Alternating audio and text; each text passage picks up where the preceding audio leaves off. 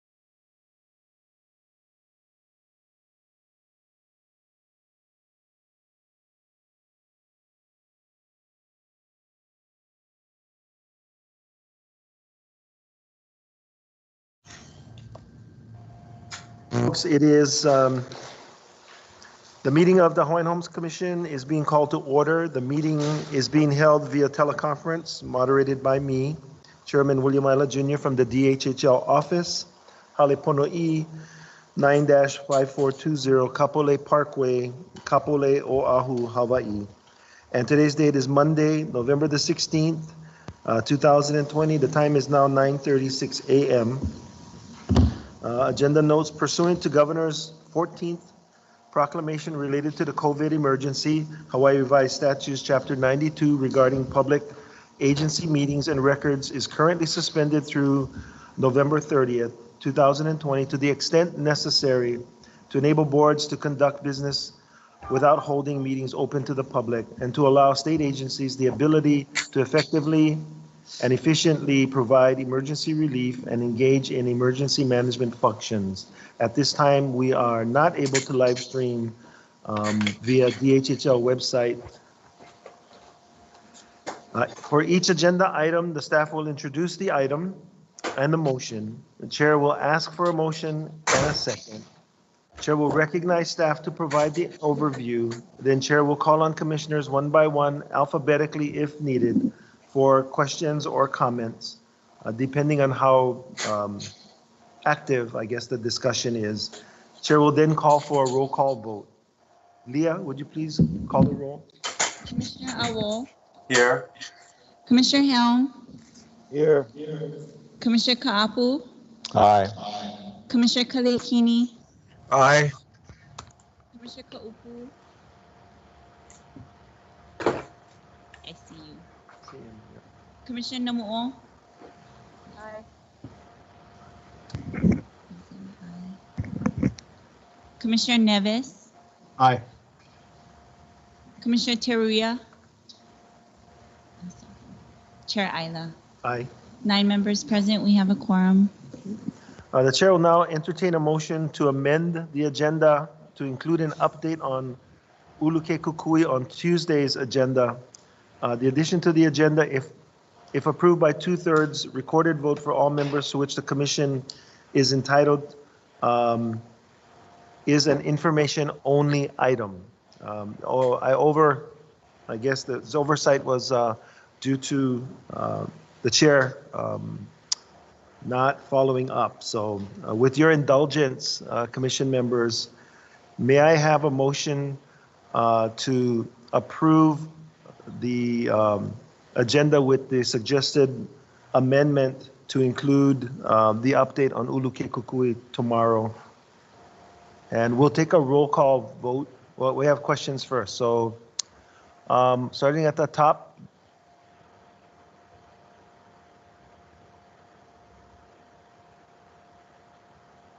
Was that me, Commissioner Nevis? Yes, I just need to, along with your motion, I don't know if it's appropriate to do it at this time, but I'd like to move item D12 to executive session, as well as public testimony J3 and A2. Have a discussion with legal counsel, please. Could you repeat the last two, please?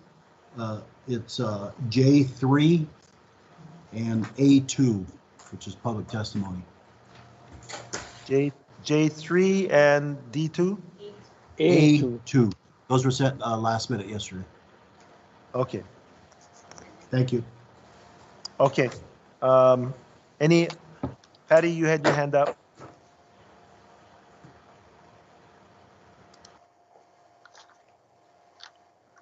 Unmute, Patty. Can you hear me? Yeah. Thank you. Okay. So thank you, Mr. Chair. At this time, I'd like to entertain a motion that Tuesday's agenda item, Miley Villages, formerly Ulukekekui, be placed on a 2/3 vote for Tuesday under item 2. Item 3, information only. That is Yeah, my so motion. Okay, so we'll take that up separately and then come back to Commissioner Nevis's suggestions. Okay, so the motion on the table now is to include the Ulukekukui update on on Tuesday. And we need a 2/3 vote in order to add I'll it. second, Chair. Okay, thank you. Thank you, David. And we'll do the roll call vote.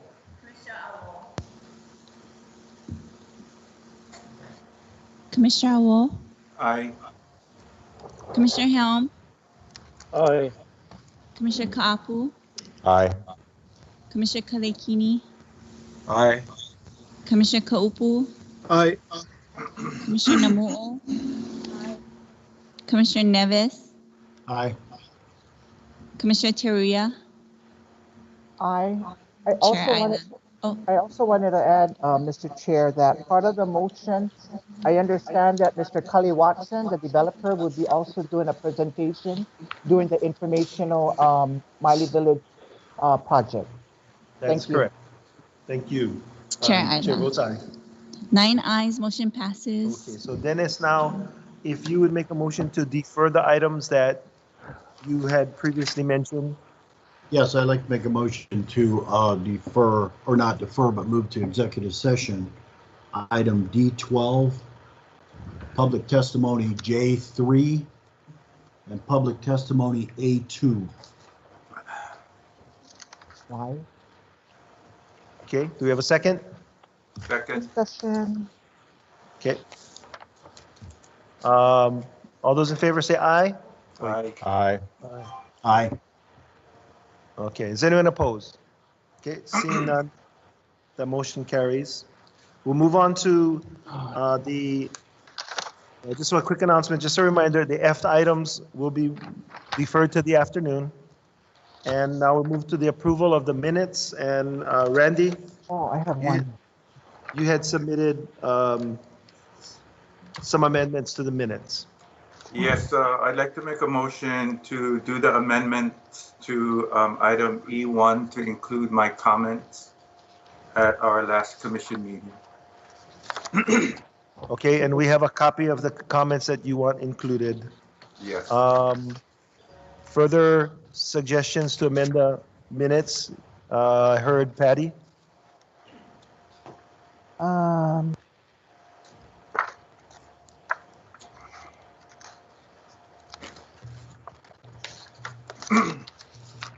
Are you're muted, Patty? Can't hear you. Sorry. Thank you, Mr. Chair. So I'd like to second the motion that the commission approve the minutes with the amendments and corrections as stated.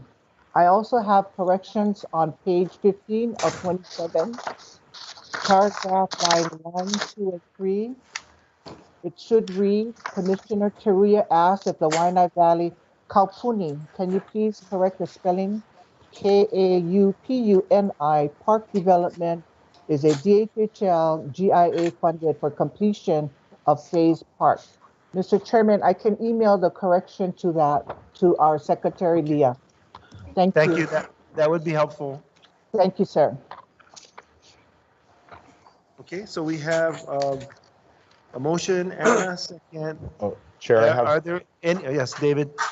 Yes, on page 8, under the same E1, under discussion, the third paragraph, I think it put me as asking about the dispute of the name, but that wasn't me. I don't recall who it was, but I did ask the next question about the NAHASDA funding. So, if we Chair, could just, yeah, this is Russell. That was my question. okay. Yeah. Yeah. Okay, Thank so you. Russell, it was your question, so that should be attributed to David. Aye. and not David. Yeah, not David. Okay, thank you for the clarification. Patty? Yes, sir. Yeah. No. I'm done with my corrections. Okay, you had your hand up, that's why. Oh, I'm sorry. No, I'm sorry. Chair, I have a couple comments, if I may. Yes, Russell. So are we also talking about the September 30th minutes? Mhm. Right yes. now? So I apologize. I didn't attend this meeting, but I have comments nonetheless. On page 4 of 6, 1, 2, 3, 4 paragraphs from the bottom, it mentions Commissioner Kaapu wondered if the difference between the two is more, I think the word is form than substance, not Okay. from substance. That's correct. Okay, Leah got it. And then just 2 comments. One, I was interested to read through the minutes because I was trying to understand this whole oversight from the Department of Interior. And as best I can tell, the only thing they said was that the list they maintain is for communication purposes only. There's no real substance to it. So that's one comment, but my second comment is related to page 5 of 6. In the 3rd paragraph up, there was some discussion about medical cannabis. And our AG kind of cut off the discussion. And as best I can tell, the meeting was for information purposes only. So cutting off discussion on the basis that it was not an agendized item, I think is inappropriate. I think this is exactly the kind of questions we should be able to ask as commissioners.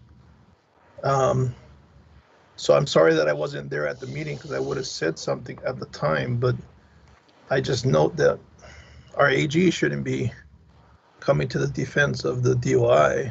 The AG should be supporting our ability to get answers. And then I have a few comments on the second set of minutes, if I may. Proceed.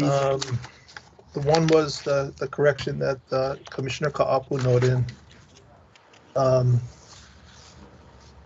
On page 10 of 27,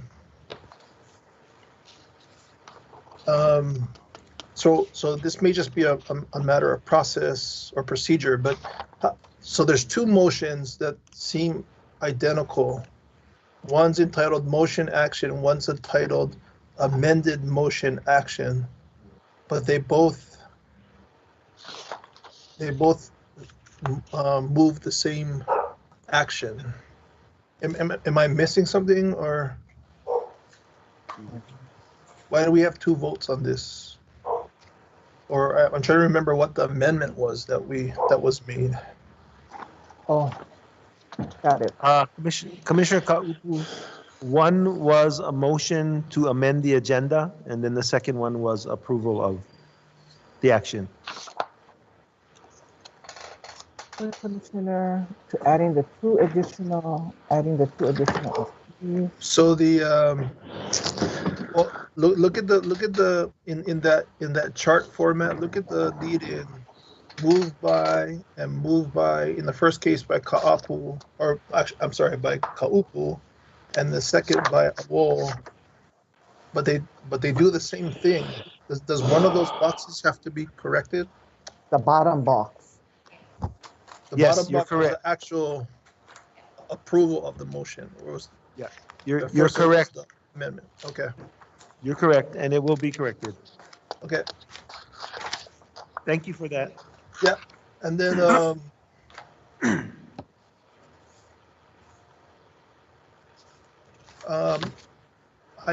I wanted to follow up on page 14 of 27, last paragraph.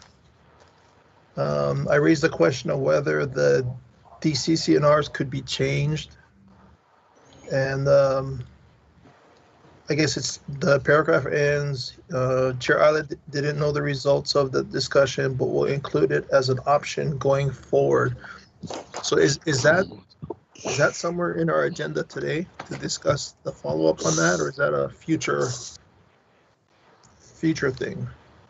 It is not on the agenda today. It will have to be a future thing. I think I need to get staff to do a little bit more research on that. Okay, thank you. That's all. Thank you. Patty, your hand is up. Do you have a new? Okay. Okay, with those amendments, you want to do a roll call? With those amendments, we'll do a roll call vote. Commissioner Awol, Aye. Commissioner Hill, Aye.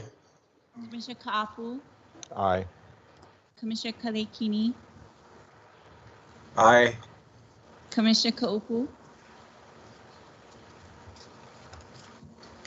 I think he said aye. Commissioner Namu'o. Aye. Commissioner Nevis. Aye. Commissioner Teruya. Chair Island. Aye. 9 ayes, motion passes to amend the minutes. Thank you, commission members. We'll move to public testimony on the agenda. So we only have two. One of them is Vanessa Iopa, so we'll have to take that up in exec session later today. And then, of course, Eldon Masaoka, we have the concern and staff will be looking into it. It's not a regular agenda item. Okay, so that does it for public testimony. With that, we will go to the regular agenda and agenda item 2A. Good morning, Commissioners. For the record, this is Juan Garcia, Homestead Services Division Administrator. And Homestead Services Division is here before you requesting for your approval of consent agenda items D2 to D11.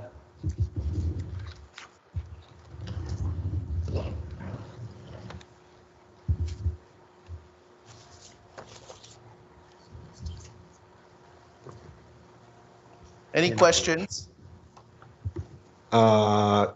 Chair, Yes.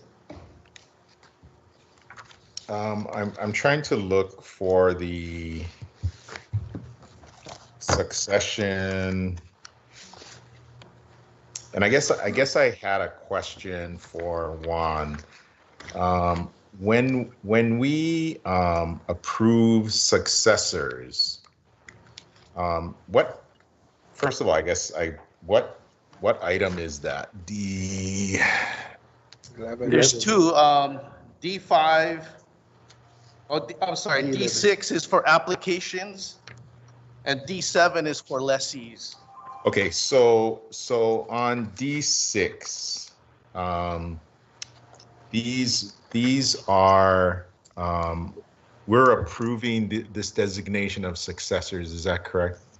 That's correct, Commissioner. Okay, and so I know we're going to be discussing D12 in executive session, but I'm just trying to find out what efforts the department takes, because we just get this in a very summary form, which is that, there's a succession, but we don't know what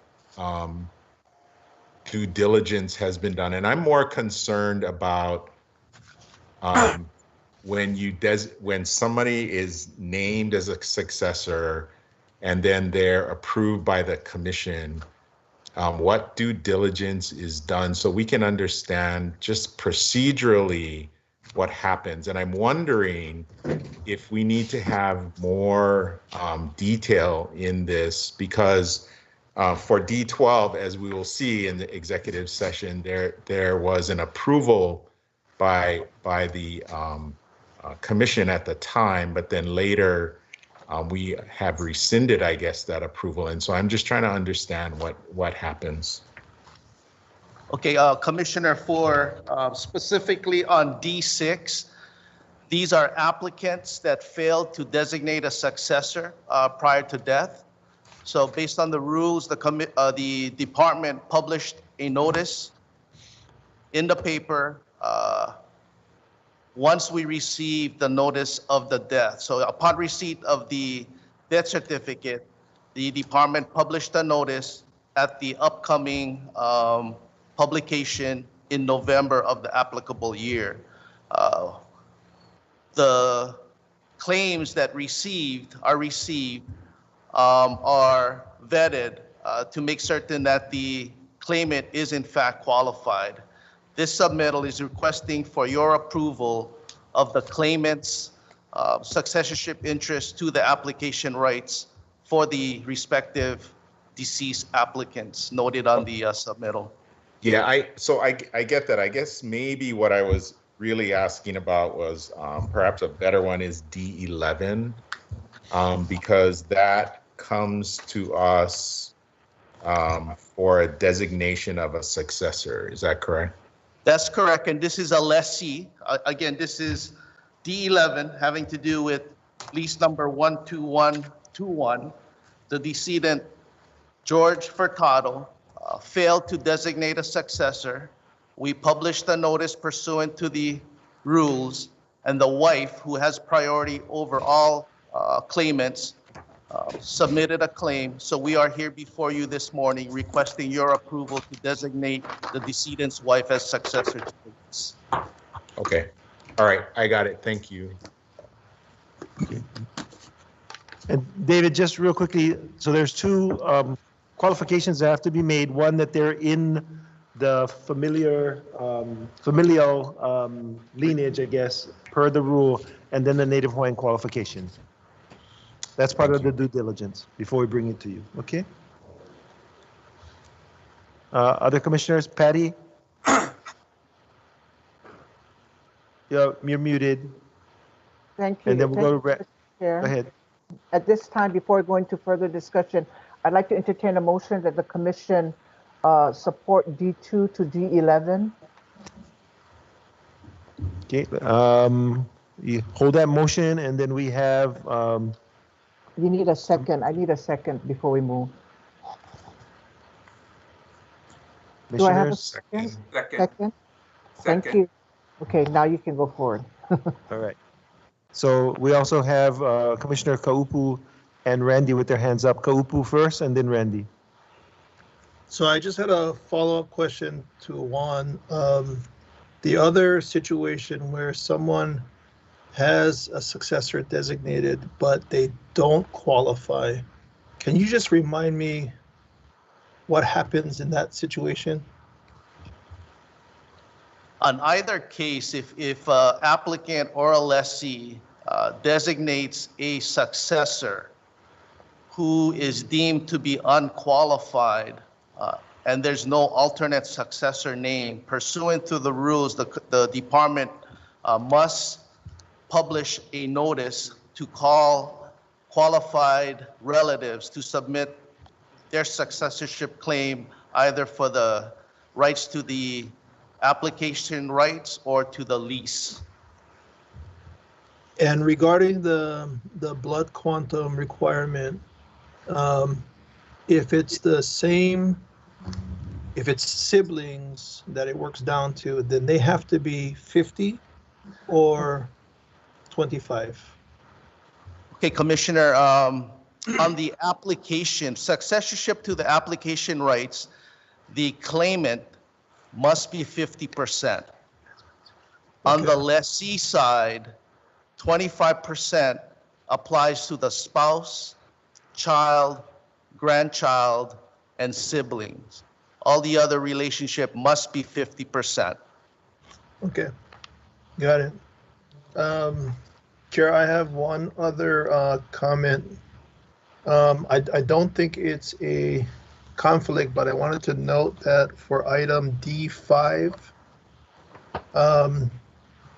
it's noted that Kauailani Worthington is being, I believe, removed from the list because she purchased a leasehold in Kapolei. Wailani is my niece, my sister's daughter. So I'm prepared to vote in approval, but I just wanted to note that for the record. Okay, thank you, Thank Russell. you. Yeah. Randy? Yes, so just a few additional comments on due diligence as it relates to item D12, which we will be taking up in executive session. So I know we'll take a much deeper dive. But I guess my comment to due diligence for the department is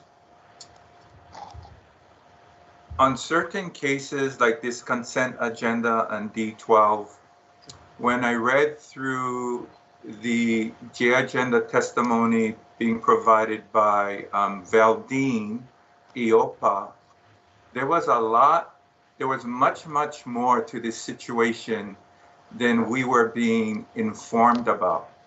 And so initially, all I see here is a consent agenda submittal, which in most cases we approve because we believe the department is acting in good faith on behalf of our beneficiaries.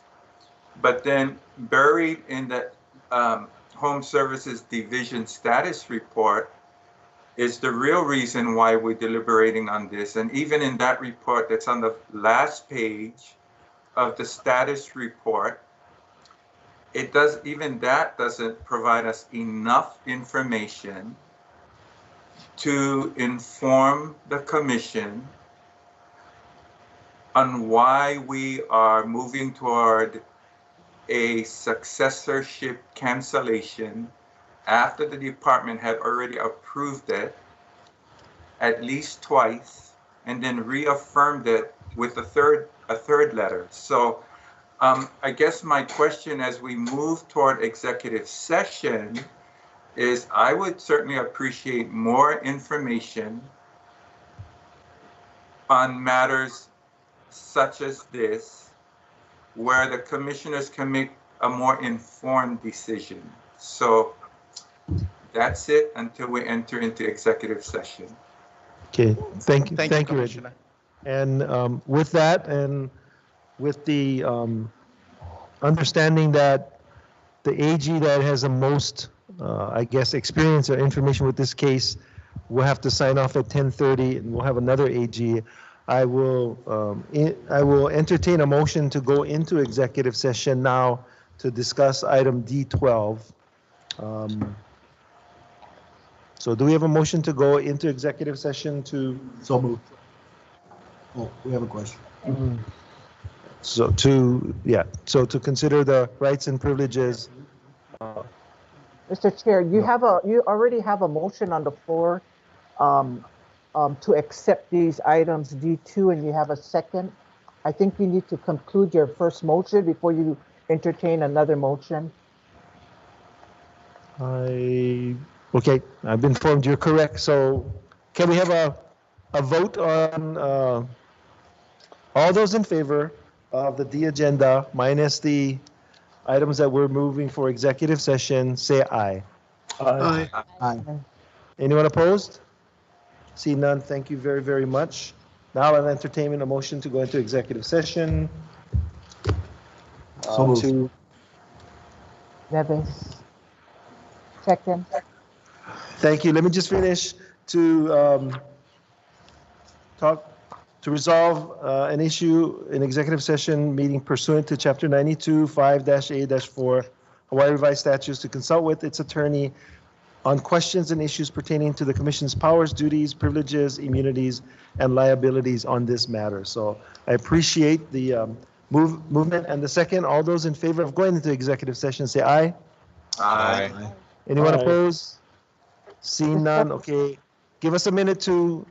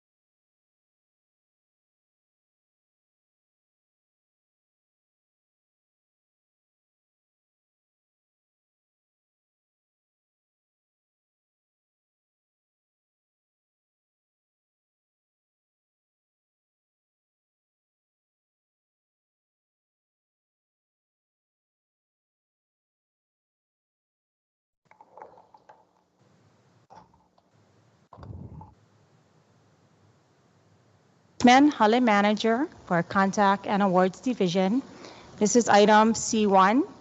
Recommended motion is to approve the award of the Department of Hawaiian Homelands residential lot leases to the applicant listed below for 99 years, subject to the purchase of existing improvements on the lot by way of a loan or cash. Okay, Commissioners, can I have a motion to consider staff recommendation? I think everybody's muted. So moved. David? Second by someone? Second. Okay, thank Second. you. Okay, you want to have a discussion first? Oh, Any questions? Any questions? Okay, seeing no questions, all those in favor say aye. Aye. Anyone opposed? Okay, no, so the motion carries. Thank you very much, ladies. Thank you. Next agenda item up is the approval of the Hawaiian Homes 2021 Commission calendar, and that's Deputy. that's me giving Tyler a signal to come up to the table. So moved. Oh, Let's see. Aloha, Commissioners. Hi, Tyler. Well done. Aloha. Tyler Gross, Deputy here for item C2, approval of the 2021 Hawaiian Homes Commission meeting schedule. oh my God, the crunches. Okay, can I have a motion to consider staff recommendation to approve? So move.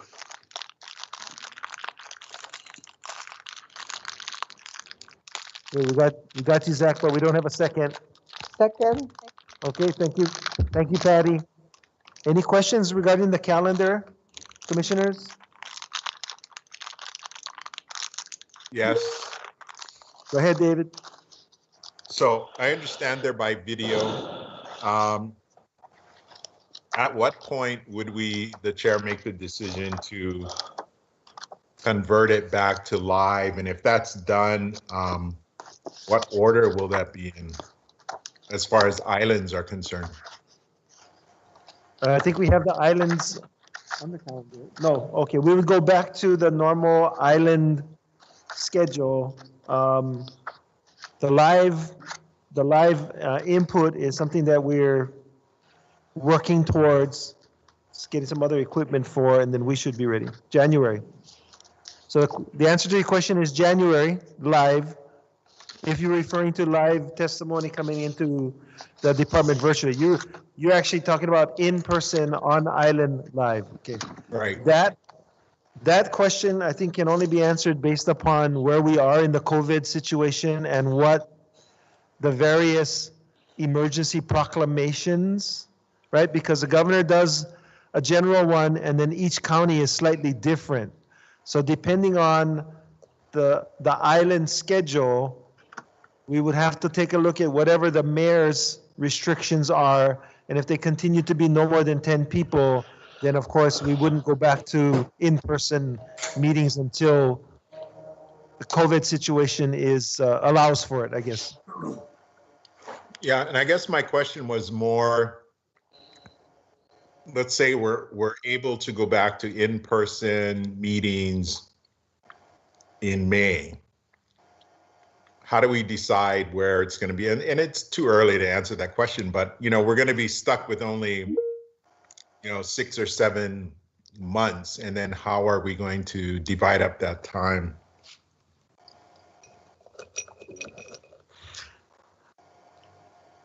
Okay, so we'll have to have some more conversation on that matter. We do have a regular island schedule from previous years, rotating between Hana and Lanai, is my understanding. So we just, for the time being, that will be the schedule, and then if and when COVID allows for us to convert back to in-person meetings with enough advance notice, because that's also the challenge, right? We have to notify people in advance. We'll just have to We'll just have to be flexible in making that decision. And I can't give you any clearer answer than that, David. Just understanding that there's going to be a lot of beneficiaries who are going to want the meeting on their island because they have a lot of pressing issues. So that's just going to be the rub. So thank you. Yeah, I think the only way to be fair, though, David, is to keep track of when we've met on island, keep that schedule. I think that's the only fair way to all the communities out there. Okay, Patty? Yeah, one question. On your agenda, you have live stream available. So will live stream be available for beneficiaries to watch the meeting? Yeah, we think we'll be able to pull that off. Oh, they can live view now. Okay. You're talking about testimony, giving testimony. No. Live stream meaning they can watch the entire meeting. They can do that now. They can? Okay. Yes. Okay. Great. Okay. Thank you. Okay. All right. All those in favor of approving the calendar? Okay, wait. You had your hand up, Patty? No, I'm saying aye. Oh, all those in favor of approving the calendar, knowing that it could be amended? Wait, Zachary? Go ahead. You muted, Zach. What happened? Yeah, January, February is a holiday on Mondays. What? Because you got Correct. Tuesday, Wednesday, so holidays, right? January, Yes, so February, right? it would be Tuesday, Wednesday. We all do Yes. okay. Okay, you. you good with that? Yeah. Okay. All those in favor of approving this calendar, knowing that it could change, say aye. Aye. Aye. Anyone opposed? Okay, thank you very much. Seeing none, the motion carries. Thank you very much. Deputy. Yes, Announcement for the minutes. Commissioner Kalekine has stepped out, and Commission Counsel is Jason Hirata at this time. Okay, that's it. okay. J agenda items. Commission members, do you have any comments on any of those J agenda items? Staff is working to address many of the concerns that they have brought to us. Chair, Yes, Randy.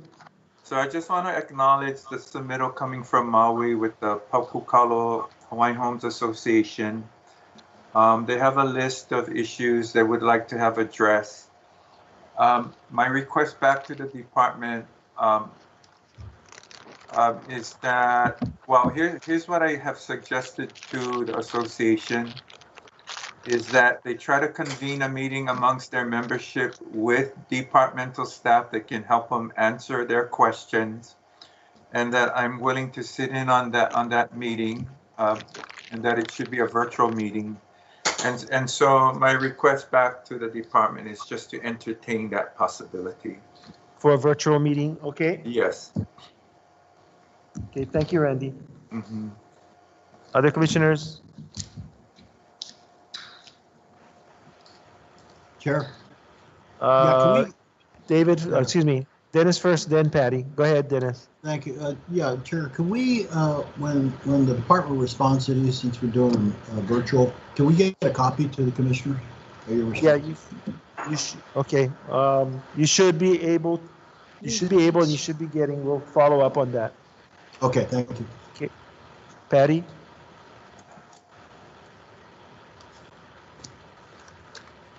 Oops. She's muted. You muted, Patty. So it's not on the agenda, but I did receive a late email from Waianae Valley Homestead, and I just wanted to express it clearly for the record. Can I do that right now? An email? Yeah, of a concern that they wanted me to address. I think you can make it as an announcement. We'll take that, but it's not on the agenda, so Okay, I don't think we can discuss it. Where on your item do you have like community concerns or announcements that we have something that we can bring it up? We don't, the two venues are either J agenda or public testimony. So what was yeah. the issue? No, it's not an issue. The Waianae Valley Homestead, they just wanted to inform the DHHL that they received a notice of the sewage upgrades improvements, and they just have concern as a homestead association that they want to request that they have a timeline of when the construction will begin um, in their homestead because of the noise occur, and they still have virtual students at home. And so if they have construction going on, they would like to know the timeline for that. And the other concern that the Waianae Valley Homestead also wanted to express is that if the big machineries could not park on the main road at Kaniaki, because the last time they had construction there, it was an unfortunate accident that a vehicle had struck the park trucks that was located at the main entrance. And so if they could park it and the large equipment somewhere not on the main street. And these are just the two items that Waianae Valley Homestead wanted me to share to you, Mr. Chair, and the department. Thank you for the time. Okay, appreciate that. We'll provide as much notice as possible. Thank you. Hello, Commissioners. Stuart Matsunaga, Acting Land Development Division Administrator. Yes, a notice did go out to the Waianae Valley Homesteads, and that notice was for conducting inspections within the roadways for sewer manholes and other sewer appurtenances. And so right now it's only inspection, but we will provide information based on the inspection, what construction work and when it will occur. And of course, that information will go out first to the homestead, and also to inform the commissioners of that schedule. I just wanted to also let you know that the consultants wanted to move up their schedule. So the letter stated December, but we would like our consultants to get out there earlier. And so they will be going out there this week. So just an FYI, the consultants will have copies of the letter. They'll be duly, noted with their signage on their vehicles as well as their uniforms. Okay. We'll make an effort that to update the homestead leadership of this change, but there's no construction, it's simply inspection. Okay, thank you so much. Thank you. Okay. Mahalo. Okay, thank you. Chair, Yes, Randy? item J1, submittal from Kanani Kihara regarding the Waihole Valley request for consideration by the department. A couple of things I just wanted to say. I've been communicating directly with Kanani because I've known her for many years, just to get her to figure out the best pathway to get it through the department and on to the J agenda. But we are at a point where I would like to refer her to one of our Oahu commissioners to have direct communication with that commissioner, whoever that may be. And I just wanted to note that for the record. And my question to the department, given these long list of questions that are being asked, has the department had an opportunity to review the request, and will they be getting back to her on some of the questions that are being raised? The answer is yes, Randy. We will be getting back to her. However, the department is not inclined at this point to stir a sleeping bear right now, because of in the past when this question was asked and the department actually held meetings in the community, the non-Hawaiian, non-beneficiary community was overwhelmingly opposed to more DHHL homesteads in the area. Okay. Okay, thank you. Okay. Thank you, Randy. Okay, if that's it for the J agenda, we'll move to agenda item Chair. C. Sorry. Commissioner Kaapu. Thank you. On J6, which I've been following, Ms. Tanimoto is in contact with me via email. Could we at some point get an update? And I know that she says that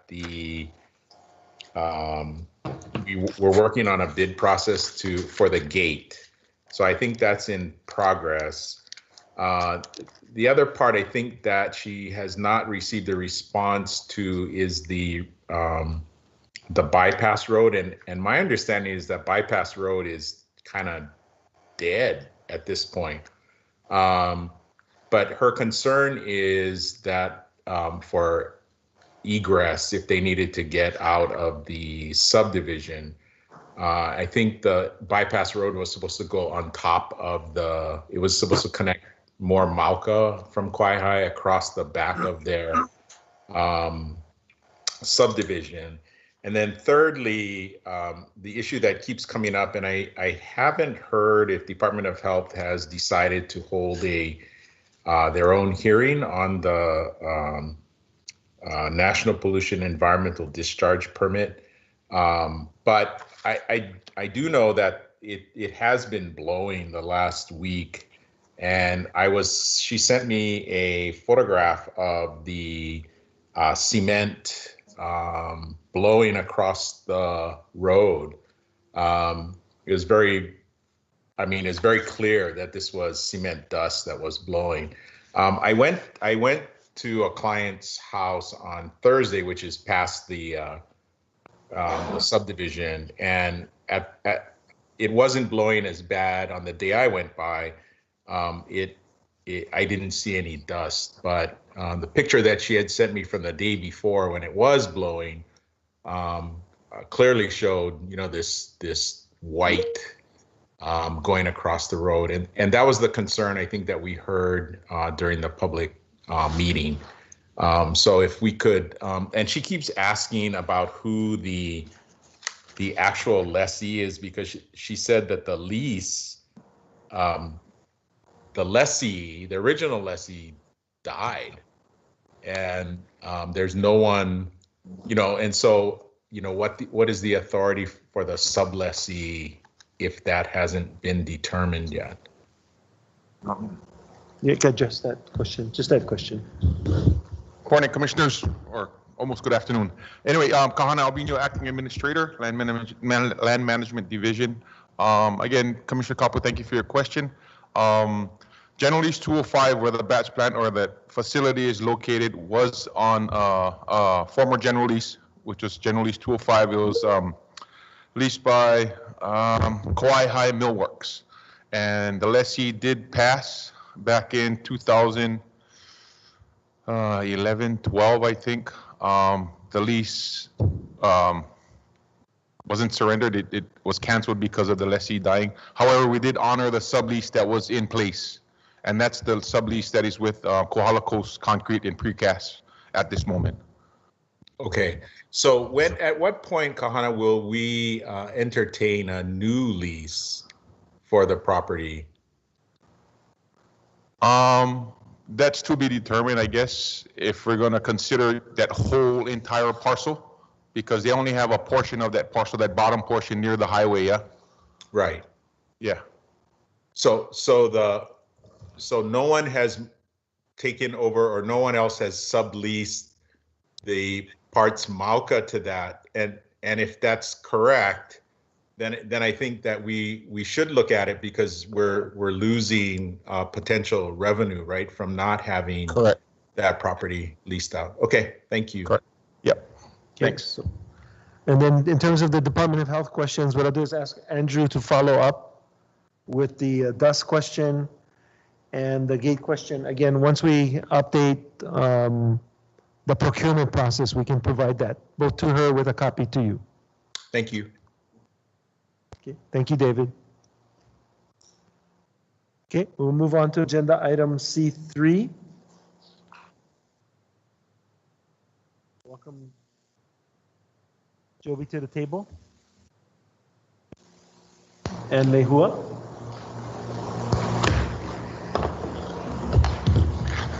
Good morning, Commissioners. Joby Masagatani, Executive Assistant. Lehua Kinilao actually is the person that put this agenda submittal together, but we're doing a tag team effort with this. And so this is a proposed new program that really this workshop is about opening a dialogue for the commission, so that, because there are a number of issues and topics that really there is no right or wrong way to go, and we wanted to get an opportunity to bring this idea forward to the commission in its earliest stages. Just by way of background, this idea has kind of surfaced in two different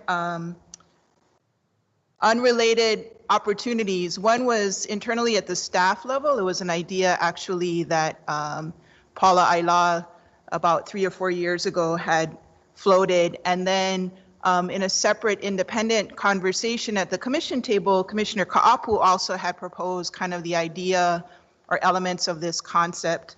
And Lehua has been gracious enough to kind of put some meat to the bone. So without further ado, just at the highest level, just to start with a purpose, because that will be a grounding issue for us to touch back to as we discuss these various ideas. We identify kind of 5 general purposes for this new concept. One is the most important, addressing the residential applicant waiting list. The second is to kind of expand the opportunities, the mix of opportunities that reflect the needs and desires of our Native Hawaiian beneficiaries. And I guess it's a consideration in our general plan, but also something that as commissioners and as staff, we're always cognizant of. As a second order, depending on how this program goes, it does present an opportunity to keep Hawaii lands for Native Hawaiians and the opportunity potentially to grow the Hawaiian Homelands Trusts one property at a time. So it's important to keep in mind that this is a very distinct program. It would surface under Purpose 3, rehabilitation projects, really. So it doesn't necessarily have to conform exactly to the rules and regulations of our existing homesteading program.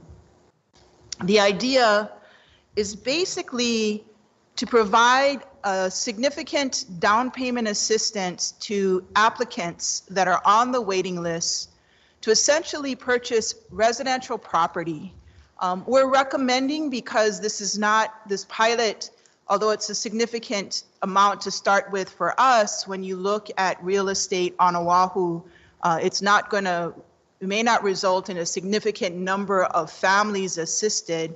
So we're recommending that we at least start on Oahu, where our waiting list is the longest and our lands are the in the shortest amount of supply. What this program proposes is that the beneficiary that receives the down payment assistance would not be able to reapply to Hawaiian Homelands as long as they own the property that is purchased with DHHL funds. The amount of the down payment is to be determined, and something that we're seeking some guidance and input from the commission. The thought is that this down payment assistance would be considered like a second, quote unquote, second mortgage or second kind of lien. It could be potentially paid back in full at any time if the beneficiary did not want that lien on the property through refinancing, or upon the sale of the residence. It would not be paid down in any way. So if, let's say for discussion purposes, the down payment assistance were $50,000, that second would sit out there, you know, as long as the property were held by the family, and, you know, if they didn't ever pay it back through a refinance, if they ever sold it, then it would trigger the call on the second. We're recommending that, or as an option, that we retain the first right of refusal if the property were ever sold. So we would have the option to purchase this fee simple property. And if it did come into our inventory, we could treat it like Hawaiian homelands. So that's the idea, that it would allow us to grow the trust over time, one parcel at a time. And in discussions with staff, and we've started the dialogue and vetting this idea with key staff, and there's a lot of discussion, but one of the key recommendations is that there be beneficiary contribution or quote unquote skin in the game on behalf of the beneficiaries for the down payment that is required. Just a couple of things, and before I turn it over to Lehua, and she's going to take a deeper dive on a number of the considerations and details we're seeking some guidance and discussion from the commission on. But it's important to note that this program is going to be targeting those families that are ready to purchase. And so this is not necessarily about meeting that segment of our community that has a significant need financially in order to get onto the homelands. However, if we are able to address these families who may just need a little bit of assistance from a down payment standpoint, it will lighten the number of individuals that are on the waiting list so that our resources could be better targeted to those who may need additional assistance from Hawaiian Homes. So with that, I'm going to turn it over to Lehua to take us through the remainder of the PowerPoint. So mahalo for that overview, Joby. So in terms of considerations for the pilot program, first of all, when we looked at funding, because this would be a pilot program, we're looking at $1 million from the Native Hawaiian Rehabilitation Fund for the program. Again, that would be just for the program. Additional funds from NERF would be needed for administrative costs on top of the $1 million. Just by way of background, a couple things in case some of the commissioners may not be aware. The Native Hawaiian Rehabilitation Fund gets, the receipts in that fund are derived from lands previously cultivated as sugarcane land, 30% of the revenues, and as well as water licenses. One of the things in terms of NERF, it sort of broadly describes what the funds are used for. So it says the department shall use this money solely for the rehabilitation of Native Hawaiians, which shall include but not be limited to the educational, economic, political, social, and cultural processes by which the general welfare and conditions of Native Hawaiians are thereby improved and perpetuated. So it's broad. In having conversations with Rodney on this fund, he says that there's a lot of flexibility with this fund, so it seems like it's the appropriate source. And the balance, as of the last reported balance, unencumbered balance of the Native Hawaiian Rehabilitation Fund was $5 million. In terms of staff, as you folks may be well aware, with the current hiring freeze, this will likely require that the program be administered through fee-for-service. In terms of match requirement, as Joby explained, discussions with staff, the ideal was that the applicant should have some skin in the game, but no amount was set upon.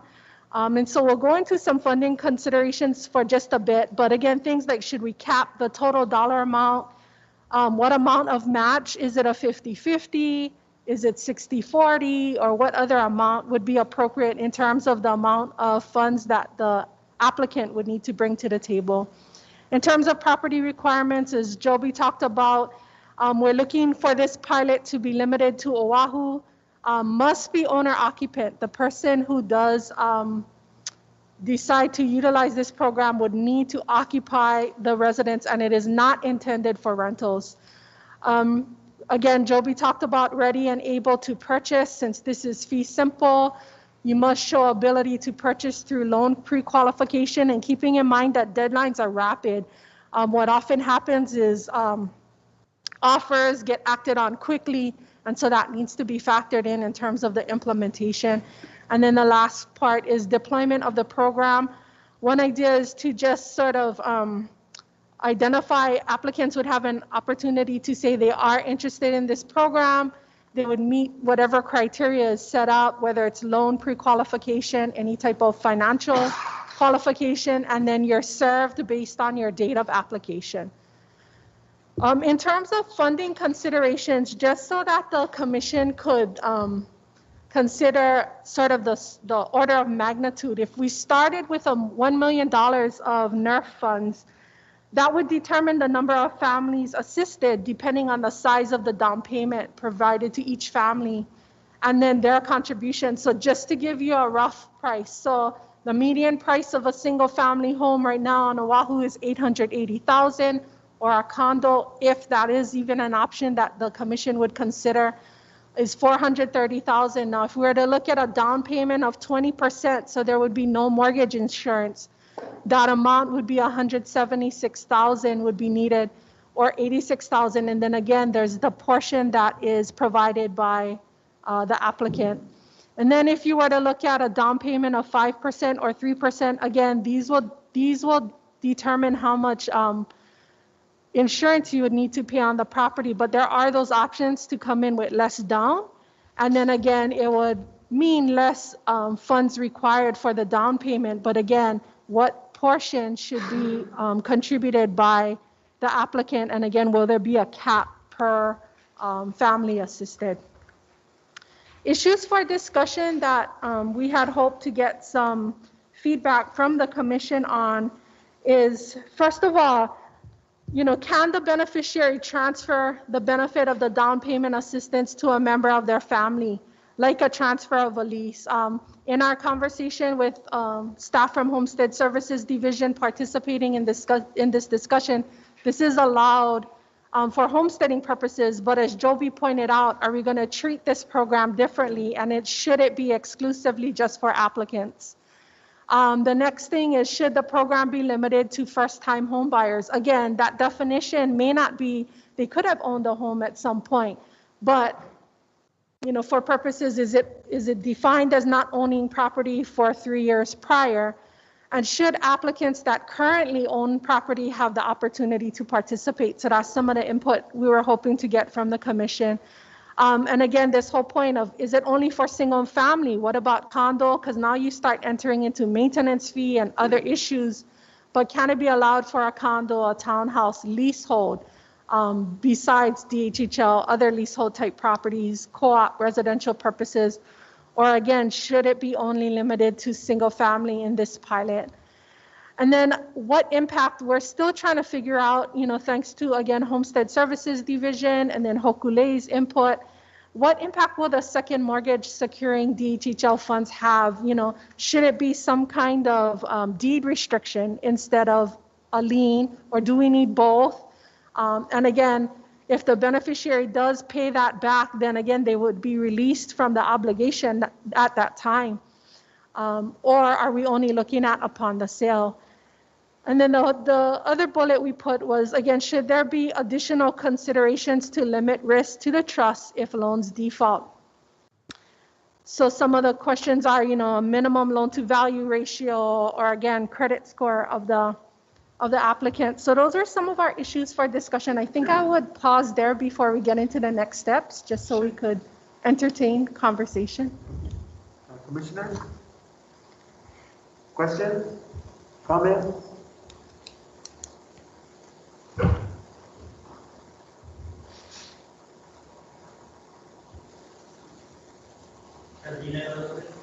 Commissioners, do you have any further questions or comments? And I can't see the screen, so I can't call on anybody. Okay, Commissioner Ka'apu. Thank you. So, Lehua, if this were acted upon as a pilot program, going for, obviously, NERF only has $5 million. If everybody got 50,000, you're only looking at a pilot of 20 before you exhaust your $1 million funds. But are there other funds that might be available to the department on a going forward basis, such as from the legislature or from any other federal program that might provide funds? And do you think that there is any political appetite to fund this type of a program? So let me take that question. So the department does probably the next possible source of funding for this program, if the pilot proves extremely popular, is the Hawaiian Homelands Trust Fund, which provides broad discretion to the commission and probably has resources to be able to expand this program. Beyond that, we had talked about the utilization of NERF to meet the families that meet the qualifications by income. There may be appetite at the legislature, possibly. Some of the hurdle issues for us is the perception that this program addresses the haves, so to speak, on the waiting list. However, I think what's attractive to some of the legislators is the opportunity to facilitate ownership by residents or people who have ties to Hawaii. Because as you know, although the program would be targeted to beneficiaries, a lot of our beneficiary families are not only Native Hawaiian, they're married to non-Native Hawaiian. And I do know there is sentiment amongst legislators to try to keep Hawaii lands in local hands. So the $1 million, I think, gives us an opportunity to kind of see what the issues are, because this is definitely moving into fee simple transactions, which move at a very different pace than what we have been dealing with our transfers, and to see the reaction of the waiting list to the program. So I do think there are opportunities to expand. For us, the other selling point for the legislature is if it costs us on average, let's say $150,000 in CIP to put in the infrastructure for a homestead, it may be cost effective per family, even when you start to talk at the 20% down payment assistance for the median price single family. I just wanted to add in, Commissioner Ka'apu, one thing. Thanks to Rodney's participation, he did identify back in 1965, there was legislation, Act 4, that did allow for the Hawaii State Employees Retirement System to provide a $10,000 loan for mortgages, for assistance, if you will, off the homelands as well as on the homelands. So through his involvement, we were at least made aware of this past law. Now that law is no longer on the books, but the fact that it was something that was done previously, although many, many years ago, I think is a good indication. But given the state's financial situation right now, I just don't know what the what capacity the state has to provide any kind of funding. So to be more reasonable and start with the Native Hawaiian Rehabilitation Fund, again, as a pilot, and then be able to look at how this program would be deployed on a larger scale basis would be a good way to start. Thank you. Other commissioners? Patty? Hi, Lehua, thank you. I kind of had an off-the-wall question. Will this pilot program could be looked at with the Eisenberg project, the phase 2 or phase 1, the opportunity of not rentals, but the opportunity of pilot program to purchase? Have we looked at that way, that avenue too, at that Eisenberg project, that large $1 million project that they have it as rentals only, but Would that provide opportunity for waitlisters to use this pilot program to get into a unit? I don't. It's I'm just possible. curious. It's possible that that could be considered, but not for the Eisenberg project because that's purely rental.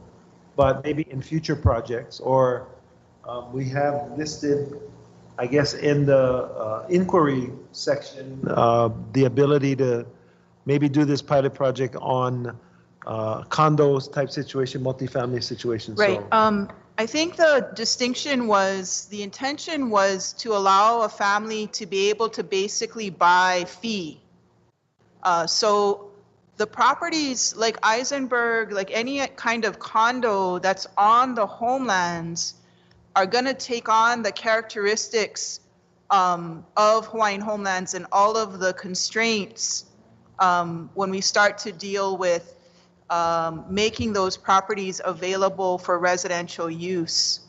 So this is a slightly different, or it's what's different here, and we do have to understand is it's providing an opportunity to a beneficiary to be able to buy fee. And of course, fee simple land has a lot less restrictions associated with it. That's why the idea is that essentially that benefit, to receive that benefit, we're asking that you basically, would take your name off of the waiting list for the period of time that you own that fee simple property, because it's another way that the trust is assisting that beneficiary family. So I think there's nothing that prevents us from developing down payment assistance programs for families that want to get into DHHL leasehold. It's just a matter of the allocation of resources we have across the families that we need to serve. That's all. Okay, thank you. I saw Russell first and then Dennis. Hi, Joby, you mentioned people on the wait list, opportunity to help them out. And then you mentioned temporarily moving them off the list. So can you provide some mechanics of how that works? I mean, while they're off the list, so two questions. When they're off the list, as soon as they sell that property or pay off the second, do they go back on the list, and do they go back on in the same position that they came off on? And then the second question is, I'm sorry, it's kind of multiple questions. The other question is, well, why don't I let you answer that first? Because maybe you'll answer my other question. Right. So of course, all of this is in pencil. So it can be revised as we go. But the intention was that essentially you would essentially it's as if you've been served. So it's not like you would go back on the list. If you did, so let's say for example, if Lehua or Leah, who's a beneficiary on the waiting list, was interested in purchasing property and wanted to participate. Sorry, Leah, I'm going to use you as an example, and wanted to utilize this program. In order to receive the down payment assistance, she would have to agree to essentially extinguish her application. So let's say that she does so, she purchases a home in Kapolei, and family circumstances are such that she needs to move back to Molokai. So 10 years later, she sells her home that she utilized DHHL resources or trust fund resources to purchase. At that point, DHHL would have the opportunity to say, hey, the right of first refusal, we would have the right to buy that fee simple home. It probably would be, we'd have to talk about the price, but of course, because we're talking about a fee simple transaction, each buyer and seller has the right to try to earn the highest price that they can. But let's say if DHHL were to exercise that right of first refusal and the price is negotiated and agreed to, then that property that's now in Ho'opili comes into DHHL and may take on the character of homelands, right? At that point, if Leah chose to reapply to the waiting list, and this is open to discussion, we could condition it that you never can reapply, or it could be that you can reapply, but you would go back to the bottom of the list. And that's an open discussion. But the idea is, because you essentially are given an opportunity to own fee simple property, that's a benefit beyond from a real property standpoint. And I'm not suggesting, because there are definite benefits from a cultural and standpoint that living on the homelands you can only have. You can't have that experience anywhere else. But in terms of just the property rights you have with fee simple, they are more expansive. And so what we would suggest or recommend is that as long as you own that property, you would not be able to apply. And if you chose to reapply, it's as if it's a new application. So you would go to the bottom of the list. Is it a possible third option that you don't come off the list because you're forcing people to choose between remaining available for an award versus taking advantage of this benefit? I could see younger people who are on the list who use this benefit for their starter home, maybe a townhouse or a condo, like you've mentioned, if that's a possibility, or a smaller property, in the hopes that when they eventually do get called off the list, they can transact out of that starter home and move up into Hawaiian homes. So I don't know if that's counter to what the intended benefit of this or what this program was meant to do, but I'm just wondering if that should be a third option for people. Commissioner, Commissioner Kapu raised his hand. We have Dennis first and then David. But do you want to? Yeah. So of course, the program can be structured, however, the intention and the purpose was to try to reduce the waiting list, number one.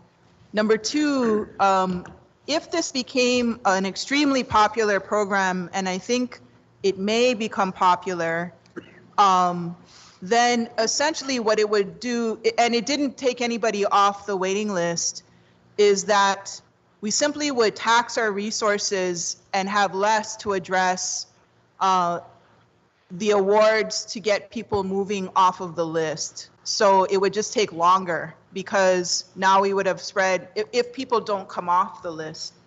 So that's just considerations for the commission. Dennis? Yes, just one question. So it looks like the program's all stemmed around people that are ready and have funding, but need a little bit of help to get into a home. And these are people on the wait list. I know you mentioned that we want to restrict it to people that live in Hawaii, I guess, or live in Oahu at this point in time. Is there a amount of residency you have to have in Hawaii? I'm talking about people that are on wait list in mainland and decide to move to Hawaii and they want to wait for the Hawaiian homes, but this program may be beneficial to them. So are we going to put a residency requirement to be able to apply for this program? Say you've been here a year, 2 years, 3 years, whatever. So I think, we had a very robust conversation about the mainland applicants. It's possible that, and simply on this pilot, because we understand or are able to research the sale issues like escrow. The property may be required to be purchased here, but it may be that the residency can be anywhere. So it may afford applicants the opportunity to come home, which they don't have right now, except for when their name comes up on a waiting list, or if they purchase a lease. There definitely was some discussion about, if this is successful, whether the commission would want to expand the opportunity to purchase on the mainland, because, and that's kind of down the road, you know, whether or not it doesn't only have to be about purchasing in Hawaii, but maybe on the mainland. We may not want to have the first right of refusal aspect of it, but in any case, I did want to, that was a very robust conversation, even amongst the staff. Yeah, but my comment was more pointed towards people that are in the mainland that you're saying initially with this program are restricted from applying for this because they're not residents of Hawaii. Is that correct? So we would be looking at the wait list. So you would have to have been on DHHL's applicant waiting list. If you reside outside of Hawaii, but your application is for the island of Oahu, then you would be able to participate in this program if you purchased here on Oahu, and then we would go by date of application, right? So we would serve those who've been on the wait list longer. Okay, I just want to make sure that if that is available for all waitlisters, that if they're going to purchase on Oahu, because you know there are a lot of people, I was one of them, that lived on the mainland for most of their life, and you know they want to move back to Hawaii. They'd like to come to Hawaiian Homes if they can, but they also may have the revenue or may need a little assistance to purchase. My other question is trying to once these homes are sold, and say the department does purchase these homes, then that comes into the lease program? Yes, the land would take, actually I should say, it would be up to the commission, because we could make the distinction whether we wanted to bring it into our inventory as available lands and Hawaiian homelands, or whether we wanted to continue to treat it as real estate. That would be an option the commission would want to exercise perhaps at the time when it came into our inventory. Thank you. Okay, David? Thank you. So part of my thought process since I've been on the commission has been that a lot of actions that the commission has taken with regard to existing leaseholds are to make it as much like fee simple as we possibly can. So we went all the way down to 1/32 blood quantum, which of course has to pass the DOI. And so the only reason for doing that is because there's some concern out there that these leaseholds are going to come back to the department because blood quantum is not going to be sufficient for successors to inherit them. And so one of the good parts about if it is a fee simple purchase is you're no longer restricted by these except for initially when you have to come in, you're not restricted as far as passing it on to your grandchild or passing it on to someone else. If your wife is not Hawaiian at all, normally the department would have to purchase the property back and then your wife would get proceeds. But this would allow for succession planning. It would also allow to get people off of the list. So my thought was, if we're trying to move in that direction, this just seemed to be like the next logical step, which is to get people off the list. For example, on Maui, I think Stuart was telling us up in Kula, it costs like $300,000 just for infrastructure for one lot. And if you have infrastructure costing you that much, you can benefit a whole a bunch of people with down payments and get a lot more people off of the list and onto land that they own.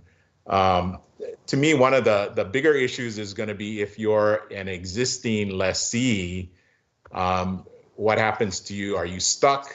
You're done, so you can't take advantage of this, because I'm sure a lot of existing lessees might want to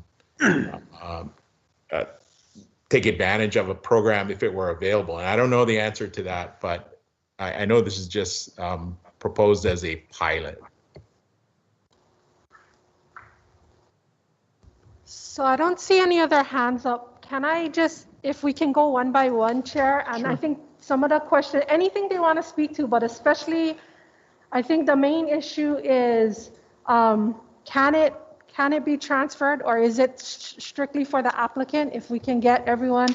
And then the second one is, do they have to be first-time home buyers? I think that's another critical issue that we want to hear from you folks. Keeping in mind that about half of our wait lists are actual homeowners right now, based on data from our 2014 beneficiary study. And then I think the other thing is the percentage. If you folks have any response in terms of how much they should be able to contribute, and is there a cap on the dollar amount? Is it 50,000? So far, I've only heard Commissioner Ka'apu throw out a number, so I don't know if we could go one by one and just deal with some of those issues. Let's try. Go ahead. Okay, so just call it, go in numerical, alphabetical. Commissioner Awol? Or how about you just read the question, and then if anybody wants to jump in, they can jump in. Okay.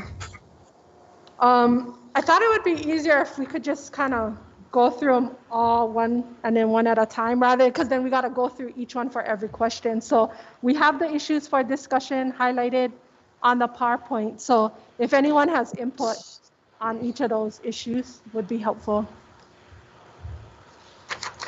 The commissioners, we're looking for feedback.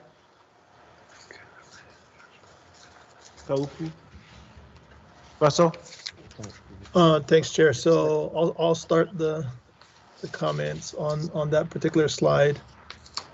On the first point, can you transfer? I think you should be able to do that, especially if one of the main goals is to move people off of the wait list.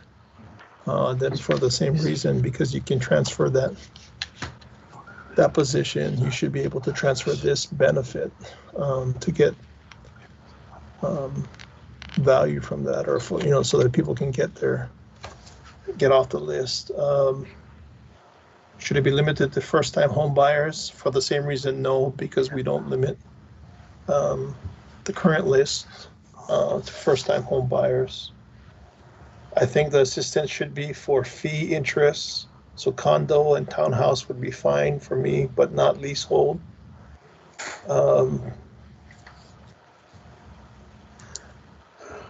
That fourth bullet point, I'm not sure. Can it be a deed restriction? I mean, wouldn't we just be subject to subordination if somebody wanted to do a home equity line of credit or financing in the future? We would be asked to subordinate our position. So I'm not sure we need to go with the deed restriction, but I haven't really thought about it that thoroughly. And then on the last point, because we are the second and there is a commercial lender in place, I would think that we would rely pretty heavily upon the underwriting by the first position. So I'm not sure we want to have our own independent set of underwriting criteria for the down payment loan. And then can I just add one more bullet? Sorry, that's not on there. Is how do you feel about the percentage? What percentage? And if you have a cap on the dollar amount?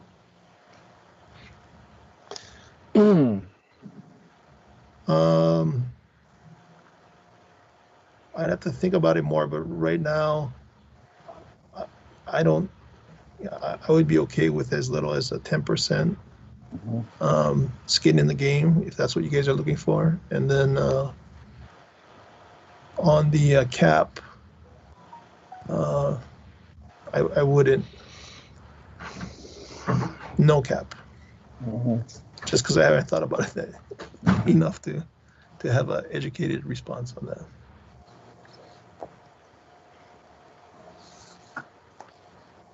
Thank you. Well, mahalo. Thank you, Russell. Other commissioners? Yeah, this is Dennis. On the beneficiary transfer, yes, I think they should be able to transfer like at least keep it as close as you can to a fee simple. Program limited to first-time buyers, I don't think so, as we already know, but a lot of people already own their homes, so it does remove people from the list if they qualify for this program. Down payment assistance used for condo or townhouse or residence. I wouldn't leasehold and co-op purchases. I wouldn't agree to. Impact on the second mortgage during the securing funds. I'm not sure what how that actually works, but I just want to make sure we cover ourselves. So however we do that.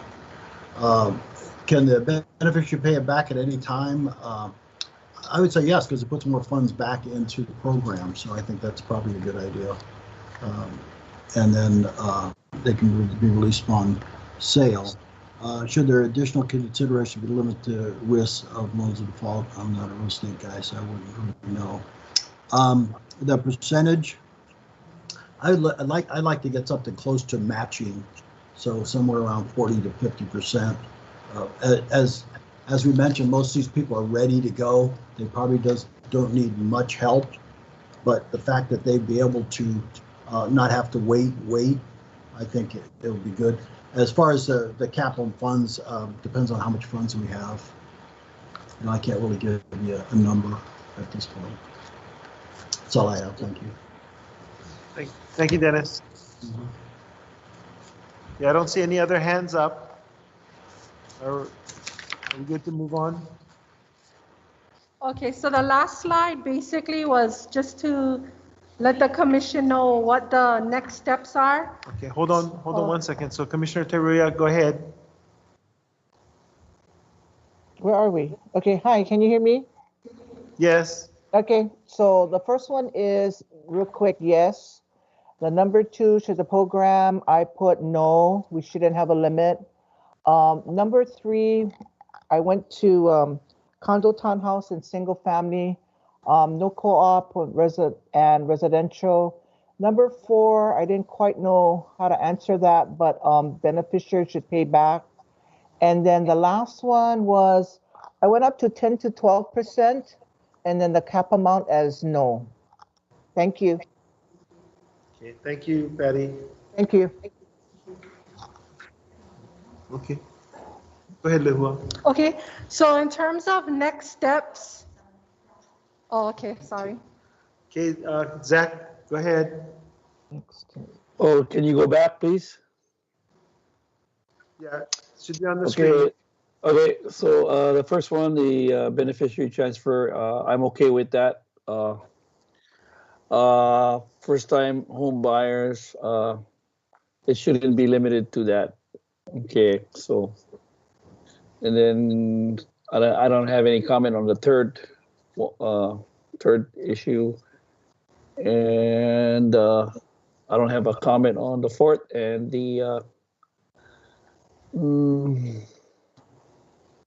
yeah, and that's it. Thank you. About the minimum or The percentage or the cap? percentage?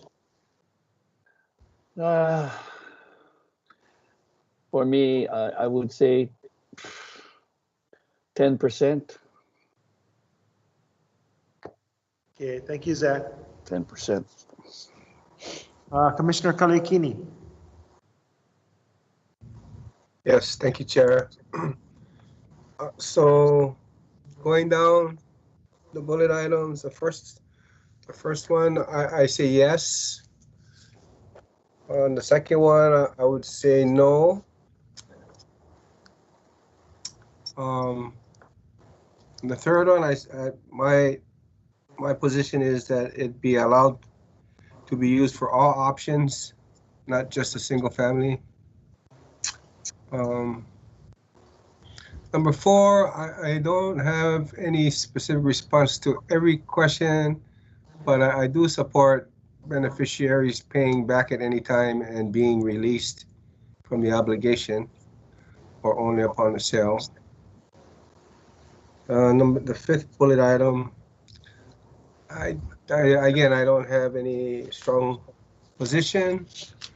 I would defer to staff and their and their recommendations. And number 6, I think I support as low as 5% down payment with no cap. Thank you. Thank you, Mike. We'll go to Randy.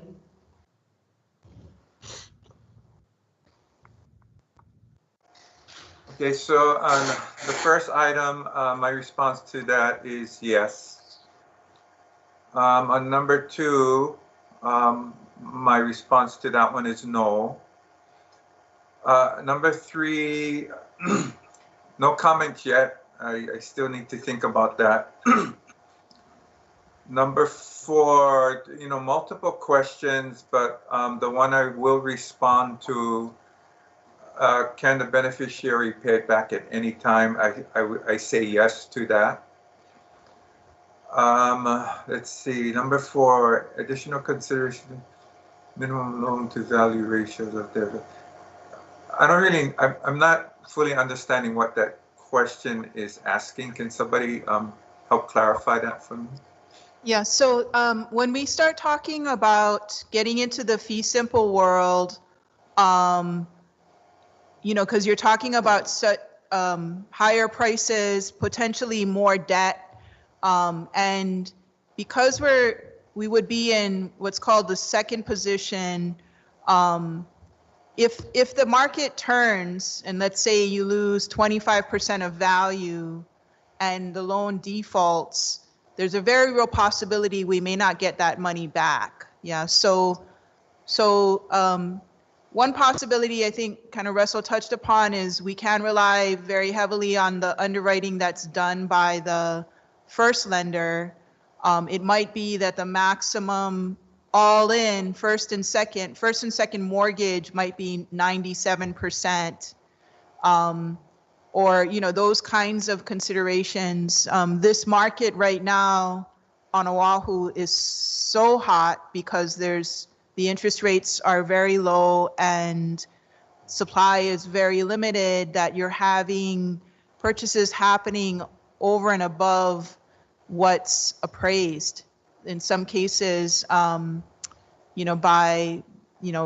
not insignificant numbers. And so those would be the kinds of things that, because we are in a second position, it is a riskier.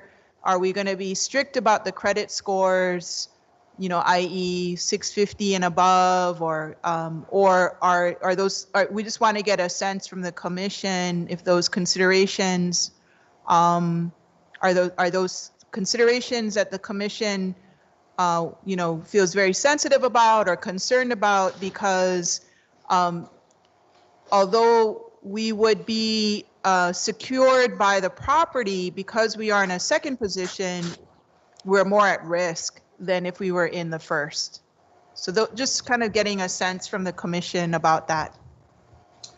Okay, so my answer to considerations that would limit the risk to the trust, my answer to that is yes. And what was the final question? The rate of interest or the range of interest? Well, basically it was how much the matching on the that the applicant would be asked to contribute for the down payment assistance, like the skin in the game, and then do you have a cap on the dollar amount? Okay, so skin in the game, 10%, and no cap amount at this point.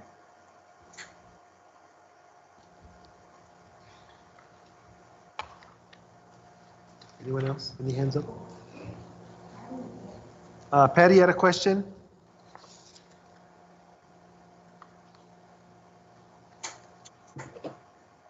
No, nothing. Okay, any other commissioners before we go on to the next? Yes, Chair.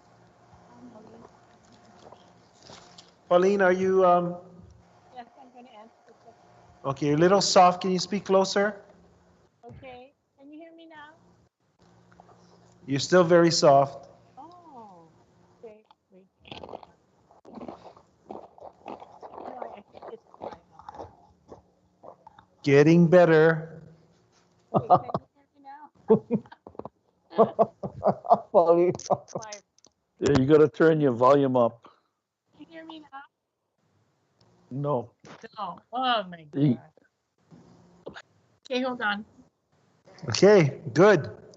Okay, I pretty much agree with what the other commissioners have said, and I do support the 10% and the cap. I do not support leasehold and co-op. The co-op. Sorry. Okay. I do not support the leasehold and the co-op residential purchases, but I pretty much support the 10% and the cap. That's it. Thank you. Did you hear that? Yes. We did. Okay. No, David, no, nothing. Thank you. That's it. Chair, Yes. what is the average cost of a home today on Oahu? So the 800. single-family home is 880,000 is the average, the median price. And for a condo, it's 430,000. Oh my goodness. Okay, so 10% seems very high then for skin in the game because what is that, 80,000 to do a purchase for the average cost of a home on Oahu? So what we mean by, sorry, just to be clear, it depends on who they finance with. They may need only to put 3% or 5% down. So whatever that down payment amount will be. So I tried to put some numbers. I don't know if you try to go up to that slide, Cedric. Right here. So if you want, so if you're saying 10%, is it 10% of the $26,400 if they're doing a down payment of 3%? Or is it half of the $26,400? That's where what the question we're asking is, how much should they give in comparison to what DHHL is putting in terms of the subsidy from NERF funds? So just commissioners, can you guys see this slide that says single family home and condo? Yes. Okay, so just to walk through the math. So let's just talk a condo for now. So that's the median price. They researched that, and that is the median price right now for a condo. So if we were to go, the down payment, let's say we were to go with a 20% down payment program, which is the 86,000. So that's what the applicant would need to come in to purchase, right? The question that Lehua was asking is, if we were to work this program, and many of you were saying a 10% match, the applicant would need to provide $8,600 of their own money, and the balance would be coming from the trust as a second mortgage. So that would be about 70, I think 70,000 approximately, right? At those prices, the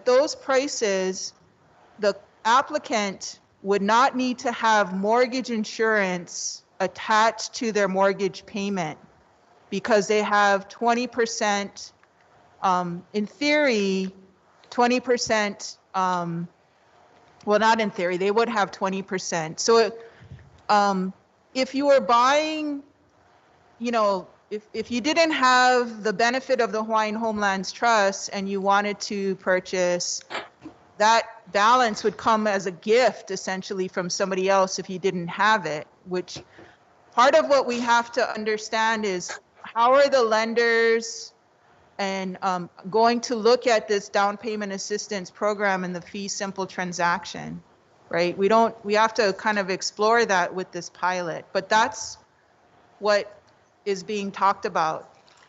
we could go as low as 5%, a 5% program, in which case the applicant would just need to bring in, at a 10% match, $2,150, and the balance would be paid for by DHHL at about $18,000. But at 5%, you will have a mortgage insurance amount attached to the mortgage. And so that would be the same at a 3%, in which case a 10% match by the applicant would be $1,290. So when you start to get to $1,290, and let's just say we were to go with that program, that would be a family that has good cash flow but doesn't have good savings, or it could be a tutu who wants to help their grandchild out if you allow for the transfer of this benefit. You know, so for less than $2,000, and of course you would have closing costs and those things, but it would get an applicant family into a fee simple condominium home, potentially, with less than 20,000 in for the department, and it would take a family, an applicant off of the waiting list. So that's the way I think we're talking about the program working. Joby, this is Dennis. On the mortgage insurance, does that cover our the portion we donate? No, the mortgage insurance would probably only be on. Well, that's a good question. So like in the down payment, of 20%, there wouldn't the first mortgage, there should be more than enough value to cover the first mortgage, but we're definitely going to be exposed in all of these scenarios because we're not, you know, the total debt, quote unquote, on the property is getting very close to like over 90%. But we wouldn't, you know, we're not asking for any payment back. There's no payment back, so it shouldn't affect the cash flow for the family. There may be risk if the values are not there and there's a default. Yeah, my concern is the default. Is there any way we can get insurance to cover that default? Well, we can, but then I mean, well, then we're starting to have it look like a actual, I think the best way to protect from that default is to be just, we would have to look at the loan to value ratios and what the commission is comfortable with when you talk about total debt in. Okay, thank you. David? Thank you. Maybe I misunderstood. I thought when everybody was talking about 10%, I thought that was the percentage of the down payment that the beneficiary would make. So in other words, if you had the situation, Joby, that you proposed, which is 86,000 is the down payment, I thought we were saying you put 43,000 and the beneficiary puts down 43,000. So that maybe I was not understanding what everybody was saying. So at that rate, you would be more like 50-50, you know, so each one would share equally in the down payment. So is that what you would want? Like more like a 50-50? I don't know. I just, maybe I just misunderstood what everybody, if everybody was saying that the beneficiary should put down 10% of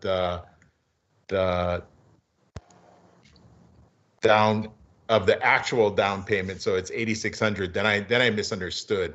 So because I was thinking we were thinking of having like $50,000. I mean, that was the number that was being thrown around, which would make sense in this scenario where you have a $430,000 condo. It wouldn't make sense in an $880,000 because there'd still be $126,000 still needed for the down payment. But Either way, I'm open to looking at it. I'm just wondering how we're going to stretch the pilot dollars amongst the most amount of beneficiaries. Yeah, my David, this is Russell. concern Sorry to is, interrupt, but Yeah, that is what I was talking about. When I mentioned 10%, it was the percentage of the down payment that's required. So if it's a 20% down payment, then you're requiring the beneficiary who gets this entitlement to pay 10% of that 20% down payment. Okay, good comments. Mike, you got your hand up? Yes, thanks, Chair. And thanks for clarifying. Russell, that was a good explanation. My question is, can an example be provided on the significance of the cap? So I think the cap goes to what Commissioner Ka'apu is saying, is that we only have $1 million for this pilot. So if we use $50,000 per applicant, then we can only do, I think it's 20 families in this pilot. So that's what was meant by the cap, meaning 50,000 would be the cap. If they purchased the $880,000 single family home, and maybe they only did the 3% down payment, the 3% down payment on that would be $26,400. So do we go 50-50 as what some of you are saying, which is $13,200 would come from the applicant, $13,200 would come from the department, and we would be underneath the $50,000 per family based on that scenario. Okay, that's helpful. Thank you. yeah, this is Dennis again. Yeah, I just like to see more dollars put in by the purchaser, because if this thing goes upside down, we're second in line. If values drop, then we just threw money out the window. So I think maybe we start with the 50,000 and work our way down and see how many people we can get in the program to get started. And if it's something that really hits the pavement running, then we look at expanding the program. But we, obviously we're going to need more funds.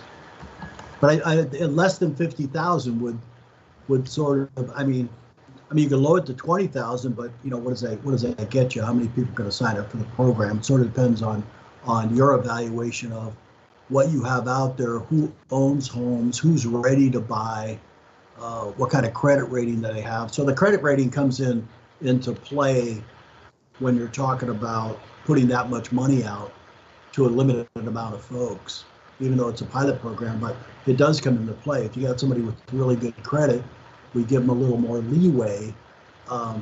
Then if it goes upside down, it goes upside down. But I think I feel a little more comfortable that we have a little more strength in evaluating whether this program is going to work or not based on what we have to offer. Okay, any other hands? Okay. So in terms of next steps on the last slide, what we identify as next steps is, so first of all, we need to incorporate this feedback through budget approval.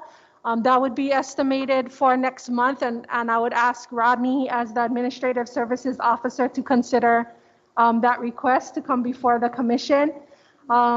Assuming that budget approval is approved, then there would be the process to secure a vendor to implement the pilot program. And then following selection of the vendor, to brief the Hawaiian Homes Commission on the work plan and the time frame. And then we would also want the vendor to evaluate the pilot program and recommend necessary steps to implement future program if it is warranted. So that's sort of the next steps that we had identified. Any comments, Commission? Yes, I just have a question on the securing a vendor. What are we looking at for a vendor? Are we looking at nonprofit associations out there? Are we looking at real estate vendor, somebody that handles these types of programs? Where are we going with it? Because I can see the nonprofit jumping all over it. At least I know. If Hokule Lindsay is on the teams, if I can kind of pivot to Hokule, because I think Hokule will probably be leading this next, that next work. So if I can ask if she can address that question, mahalo. Aloha, commissioners. I think the vendor question is a good one, right? I mean, I think there might be the need for somebody who is a little bit of maybe a jack of all trades in real estate, because we've got the need to, I think the real estate questions here are significant and possibly beyond what staff can give. So we may need someone who can answer some of the more technical real estate questions and help us kind of design the program really well. And then we'll of course need somebody to help us deploy the program, which may be a different set of skills entirely. Yeah, Hokule, I'd like to see someone with a real, obviously you're gonna have the real estate background, but also a broker that understands the product and how we can formulate the product so it makes sense and protects the trust at the same time. They'll probably have more up-to-date information. Primarily a broker that's been, operating in Hawaii for a long period of time. I think is important when we get some legs under this program. Real estate is important because they'll know the market, but the broker knowing all the different products that are out there and how we can make our product fit for our situation. Thank you. Thank you, Dennis. Good comments. Any further comments? Hand up, Russell. So I don't know if this is the vendor you're referencing, but I would think that you may want to put together a list of approved lenders to work with and work with local lenders, because they'll understand the program, they'll understand the need, and they'll design their underwriting accordingly. I think if you let people go off and use brokers and whatnot, there's a ton of people out there right now because rates are low. You're going to get all nature of lenders involved, some of whom just won't understand what we're trying to do. And the second thing was we had the discussion about mortgage insurance and whether it covers our piece. We're lending on the down payment. I think it's pretty clear that mortgage insurance won't cover our piece. But I think we might think about whether we want to require mortgage insurance on this product when it's offered to beneficiaries. It's going to make their monthly more expensive, but if they default on that first, the mortgage insurance comes in and clears the first, and then we're sitting in the second.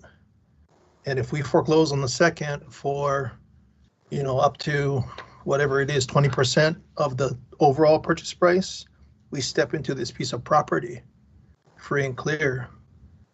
So it's a means of reducing our risk on the whole thing. I'm looking at the little picture of David because I want to know if I'm saying this correctly or if there's something I'm missing on the mortgage insurance piece. Hey, David. Yeah, that's correct. And I agree with your analysis. I was gonna also suggest that maybe we should look at working with credit unions because number one, they spend a lot of time doing financial literacy. They're more friendly than banks are in general, and they take the time to work with their clients. So But I agree that if there is a product that we can get to ensure our piece of it, I think we should. I'm just not sure what that product is right now. But if there is one, we should insure it, I think. Okay, thank you, David. Any other comments from commissioners? Yeah. Okay, that was all good input. We'll take it back, analyze it, and come back with another presentation at a future time. And, okay. Yeah, so Thank you. we will try Thank to you. get this on the agenda by December, but it depends on some of these questions. They may require more vetting. Yeah, Okay. okay, Stand by, Thank you, Commissioner. Shobi. Thank you, Lehua. all right. Next agenda item is Echo 1E1. Stuart has been standing by. Hello, Commissioner.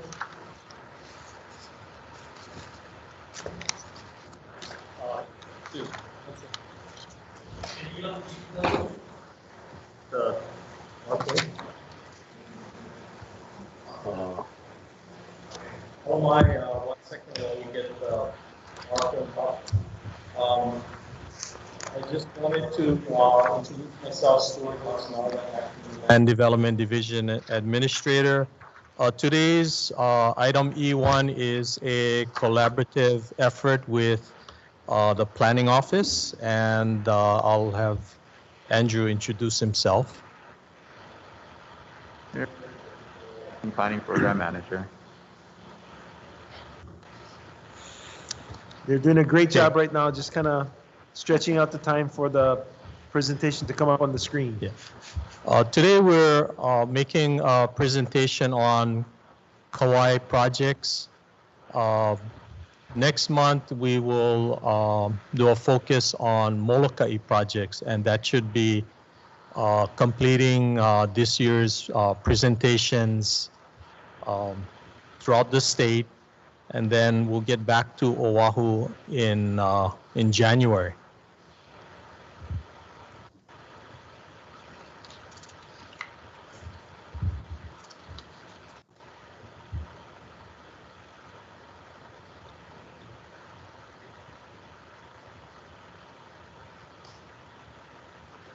Okay.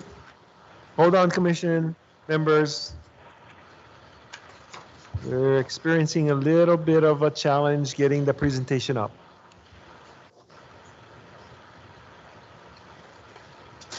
Sure. Commission, if you don't mind, we'll take a 5-minute break as we work these logistics out. So everybody take a 5-minute break and we'll see you shortly.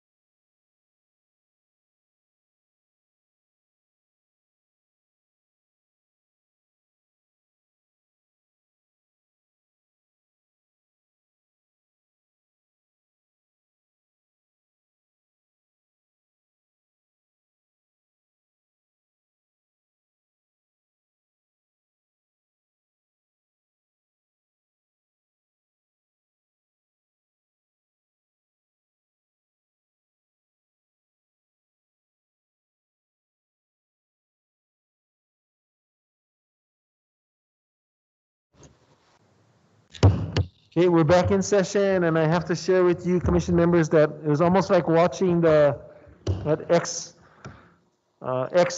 rocket launch yesterday, watching Leah and Cedric and the gang try to put this all together. So we got it up on the screen. You're on. Okay, mahalo, Commissioner. Houston, we have a problem. Is that what you're saying? We had a problem. It's been resolved. Very nice.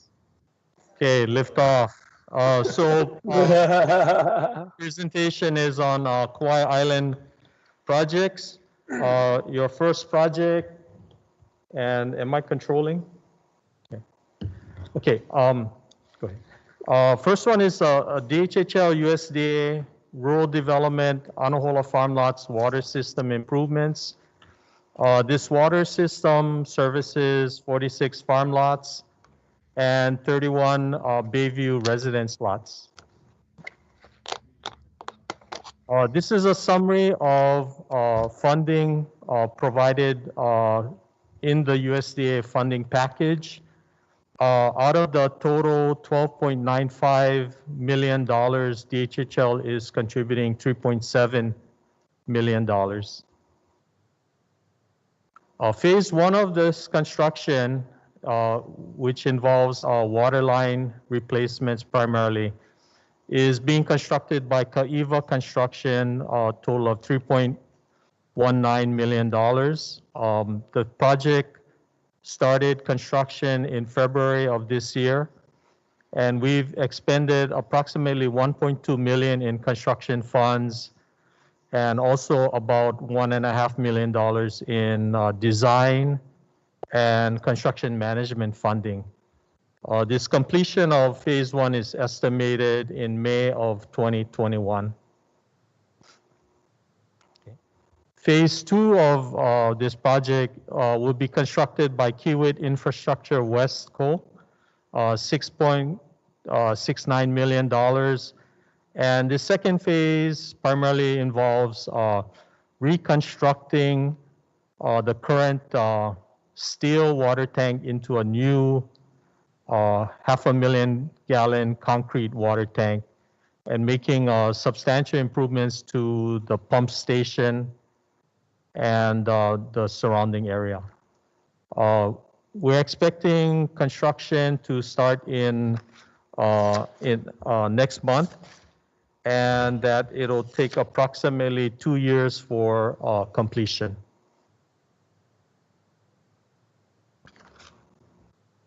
Okay, this is a overview of the water system. The area in green is the upper pressure area. This is an area where residents had experienced low water pressure being very close to the tank. So the project involves providing a new booster pump to ensure that lessees in the upper area have adequate pressure. The lower purple area, pressure is adequate, and you can see the lines showing the improvements, water line improvements. With the improvements here, there are also going to be new water meters and backflow preventers. Okay. Okay, Anahola Dam and reservoir improvements. Just as a matter of background, DHHL received about $4 million in planning and design funds before 2016. And then in 2016, we received $3.0 million from the legislature to construct dam improvements. So right now we have 5 reservoirs, also called dams, on Hawaiian homelands. Don't let the blue color fool you into thinking that we actually have water in those dams.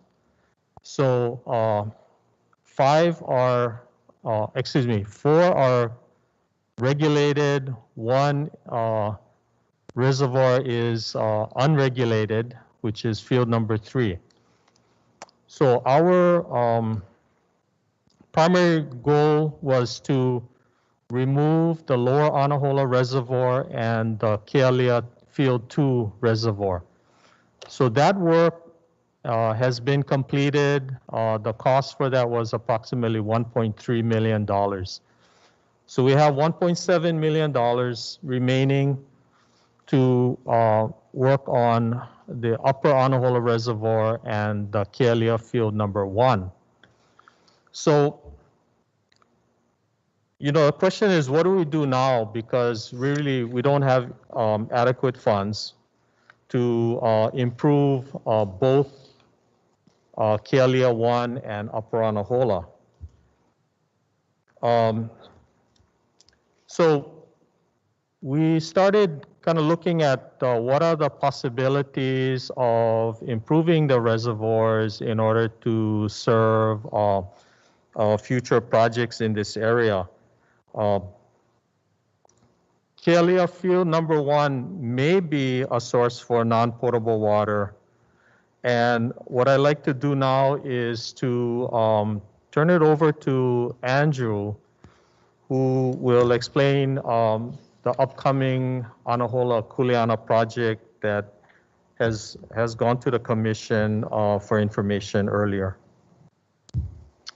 Thank you, Stuart, for allowing me to join you in this presentation. So as Stuart had mentioned, in conjunction with the dam project, the department has also started and initiated a planning process for settlement in the area via a Kuleana program. This was presented to the commission in April of 2020. A draft environmental assessment was published in May of 2020. So right now we are reassessing the possibility of possibly providing non-potable water from Kealia Field number 1 reservoir. Next slide. So just to refresh your memory, in April, we had presented a draft to the commission of the Kuleana settlement plan. It calls for 14 10-acre pastoral lots in brown, approximately 100 2-acre subsistence cultural lots in green. One of the comments I believe Commissioner Nevis had back in April was whether we could move one of the community use parcels to the center of the Kuleana development, which we incorporated his mana'o. Prior, it was next to the other 2 community use parcels in green. So in terms of next steps for this particular planning process, we hope to complete some preliminary assessment on the feasibility of and cost of utilizing reservoir number 1, which is not shown on this map. It's a little bit outside of this project area, up Malka. And we hope to incorporate that feasibility into the final environmental assessment, which we hope to have published during the second quarter of 2021. Commissioners, this project provides the nexus to how we can look at Kealia Field number 1. So Land Development Division will be going through that assessment, working with planning to look at the possibilities of providing water from Kealia Field 1 to the Anahola Kuleana project. Okay, thank you, Andrew. Pilani Maikekai, this subdivision is comprised of a total of 171 lots. Phase 1, 80 lots is primarily occupied. I think about 70 of the 80 lots are occupied. And CAD is working with the other 10 selectees to get homes built on the remaining 10 lots. Phase 2 is constructed. It has roads, utilities. We went back to HUD to seek approval of the environmental review, and in that review, a wetlands issue popped up, and so we have gone through some research working with Fish and Wildlife and with Army Corps engineers, and so we're hoping to get approval from HUD soon so that we can go out to award the next 51 lots as vacant lot awards. Phase 3, however, contains a portion of wetlands, so we're reassessing that Phase 3 subdivision of 40 lots.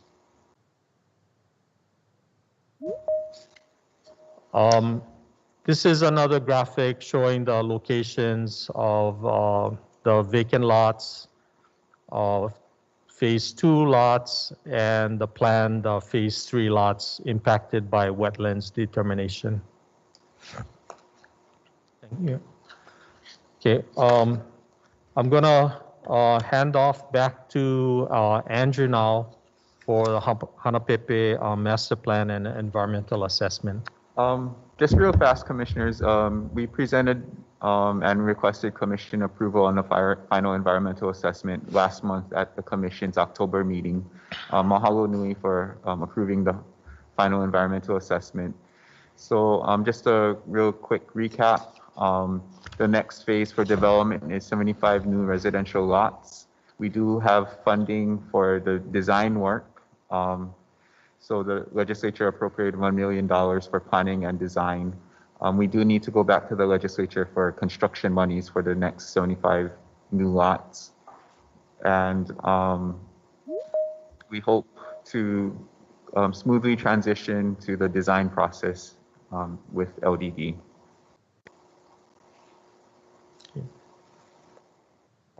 Excuse me, if you can go back one. Part of the EA also recommended consolidation and re-subdivision of the existing 47 lots, and so we are coordinating with planning on that to survey and design. And basically, the consolidation and re-subdivision would increase the size of lots of the existing 47 residential properties.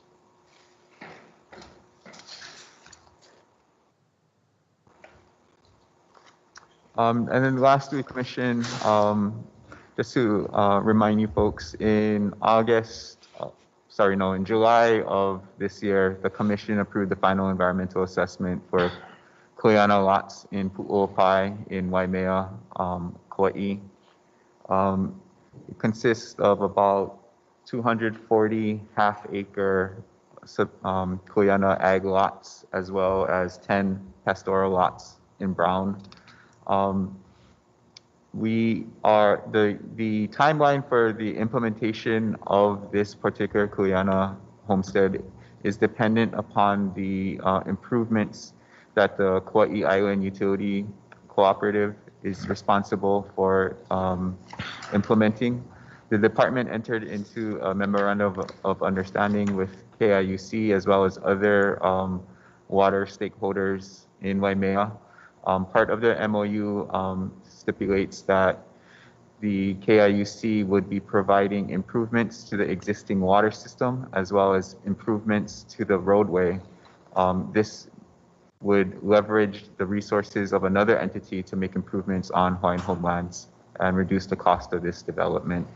Currently, KIUC has informed us that they are almost ready to publish a draft environmental assessment for their proposed improvements, and hopefully soon after they can move forward with the actual implementation of those improvements.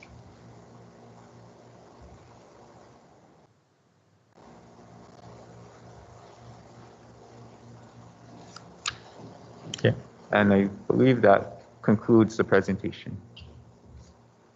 Questions, Commission members, regarding the informational? Is that you, Dennis? You're muted, Dennis. You're Okay, I muted. got it. Okay, there Yeah, I you just go. want to thank Stuart and also Andrew and all of his team for all the work and the effort that went into these projects. They're well needed here in Kauai, and the beneficiaries are very excited about all the different projects. And just want to thank them for everything they've done to assist the beneficiaries here in Kauai. Thank you very much. Yeah, thank you, Dennis, for your input. It's been helpful. Thank you. Commissioner Nevis, thank you for your inspection services out there and reporting to me what's happening. You're welcome. Any other commissioners? Comments, questions? Okay, thank you guys. Seeing none. Aloha. Earlier in the meeting, commission members, we had you had given me permission to move agenda item F1 towards the back part of the day. Given the fact that tomorrow we're going to be discussing in executive session updates related to the telecommunication services on the Hawaiian homelands, I would ask your indulgence that we take up agenda item F1 after that executive session, because I think there might be some information that will be useful in the decision-making process. So we'll go to agenda item F2.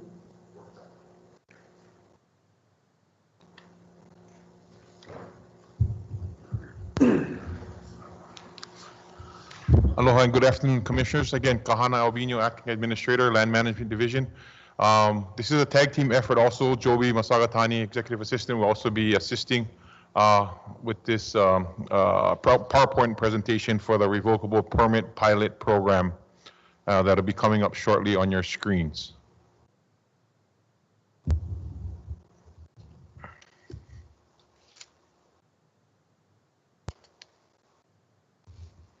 Kahan, I just want to make sure this PowerPoint was not sent to us in our packet. Yeah, it wasn't. Unfortunately, I just had finished it up today. We can get it out to you guys though for your information. Okay. Yeah. Thank you.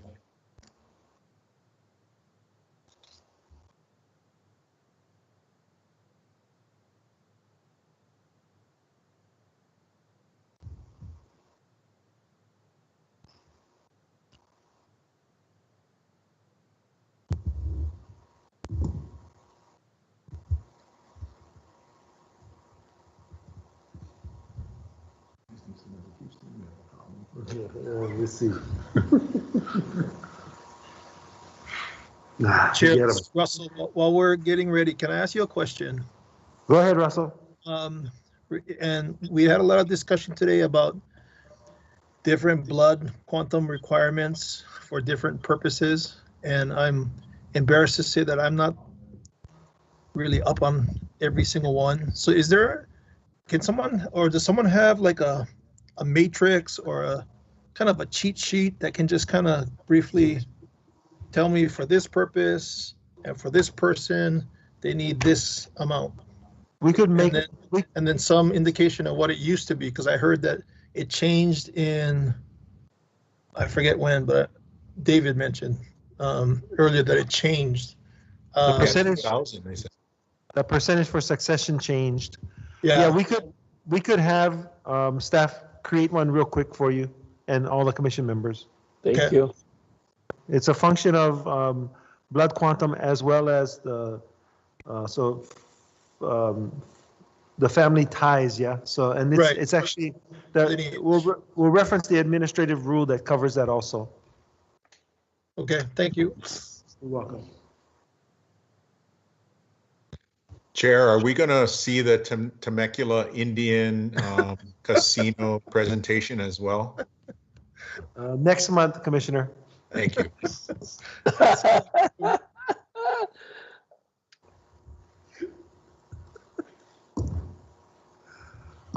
I'm glad to see everybody laughing this late in the afternoon. Oh boy, trying to stay up. It's just after lunch. And we're still working on overcoming gravity right now. At least virtual gravity.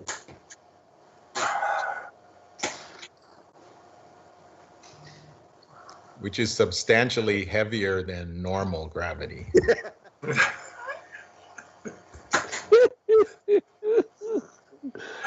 Oh, boy.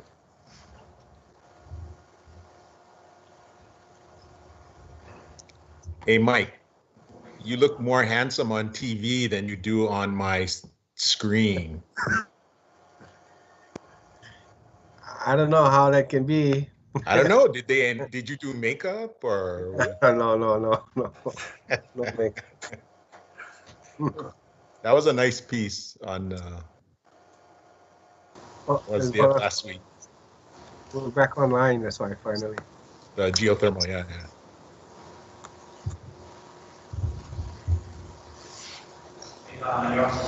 Okay, commissioners, already. Again, this is a revocable permit pilot program presentation. Working on a tag team with Joby Masagatani, executive assistant here. We're going to look over basically 6 main points of this pilot program. We're going to revisit some of the items that was approved actually back in December 2018. So here we go with the purpose. The purpose for the pilot program, we have basically 3 purposes. The first one is have presence on DHL lands, reducing land management costs. Example of signage, landscaping, fencing, removing trash and derelict vehicles, and prevents trespassing on unencumbered lands that DHL would bear if the lands were to sit vacant. Second one would be that it supplements DHL annual revenue for available lands. And the third would be that it's, again, as you guys are aware, right of entries or revocable permits will be short-term, 30-day, month-to-month, annually renewable, and which can be canceled by DHL upon 30 days advance notice in writing to the tenant. I know if the tenant wanted to write back to us and say that they wanted to terminate their permit. Then we'll be looking at the statute authority. We have 3 main authorities. First one, HHCA Section 204A2 as binding authority. As it reads, in the management of any retained lands not required for leasing under Section 207A, the department may dispose of these lands or any improvements thereon to the public, including Native Hawaiians, on the same terms, conditions, restrictions, and uses applicable to the dispositions of public lands in Chapter 171, Hawaii Revised Statutes, provided that the department may not sell or dispose of such lands in fee simple, except as authorized under the Section 205 of this Act. So when they mention Chapter 171, when we look at the next authority, Hawaii Revised Statute Section 171.55 as binding authority by reference in HHCA, the Board of Land and Natural Resources may issue permits for the temporary occupancy of state lands or interest therein on a month-to-month basis under such conditions which will serve the best interest of the state, subject, however, to such restrictions as may from time to time be expressly provided by law. Such permit on a month-to-month basis may continue for a period not to exceed 1 year from the date of its issuance, provided that the board may allow the permit to continue on a month-to-month basis for additional 1-year periods. So in addition to both of these authorities, the commission over time had these actions that was taken back in 1984, 1985, and 1986. The first action in 84, the commission had authorized that revocable permit policy, the following permit policies be adopted. Minimum rental at that time was $200 a year. Number 2, they had a package method of annual renewing of revocable permits, which before our rights of entries, I know, I forget which commissioner, but they had asked that permits on each island be bought back on the island for renewals. Prior to that, renewals were always, permits were always renewed on the beginning of the fiscal year, which would be July, ending in June and beginning again in July for the year. Number 3 was 1 revocable permit per household, and number 4, there would be an invoice billing procedure at quarterly or semi-annual basis. In 1985, May 1985, the delegation to to the chairman to issue, amend, renew, and terminate revocable permits. Then in 86, a policy for agricultural revocable permits involving more than 40 acres to consider impacts on homestead farmers on the same island and requiring permittee to have ownership in the crops produced. So again, these are the authorities that we look at, and that authorizes us to issue revocable permits. Next item we'll be looking at is the DHL land inventory. This kind of helps you guys see the lands that LMD kind of manages. Here you see the I don't know if you can see the Cedric's up here. Anyway, homestead lands that are covered by homestead. We have about 70,036 acres. That's about 35% of our homestead. Of our DHL land inventory. DHL land inventory is about 203,000, almost 203,040, I think, something like that, if you add the numbers up. And we have unencumbered lands, which LMD oversees, which is 64%. That's 130,481 acres. And then we have our acreages encumbered by our general leases, which covers about 1% of the DHL land inventory that we have. And we have another bar here showing the types of unencumbered lands that we fall under. So you got conservation, and they kind of split. Conservation and special district and community is 49.5, and you have general ag and pastoral, which is 49.5, and then we have another other, which you can barely see. It's about 1%, and that's the lands that we're trying to focus on issuing revocable permits on. So before you move off of this slide, so commissioners, this slide really was to put in context the magnitude of the land management issues that we have in terms of the size of the acreage that is unencumbered, over 64% of our inventory.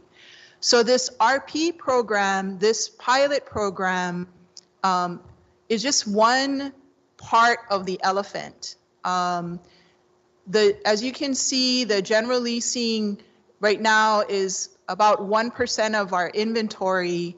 The general leasing program is actually a part of the solution in terms of managing the unencumbered portfolio and moving some of these lands into potentially general leasing. However, it's a multifaceted task. And so this is just one small part of moving forward on managing this vast array of lands. So when we talk about the 130,000 plus acres, as you can see, the general ag definition is what we use when we talk about land banking our lands. So these are lands that typically we're not going to get to within the next 20-year window.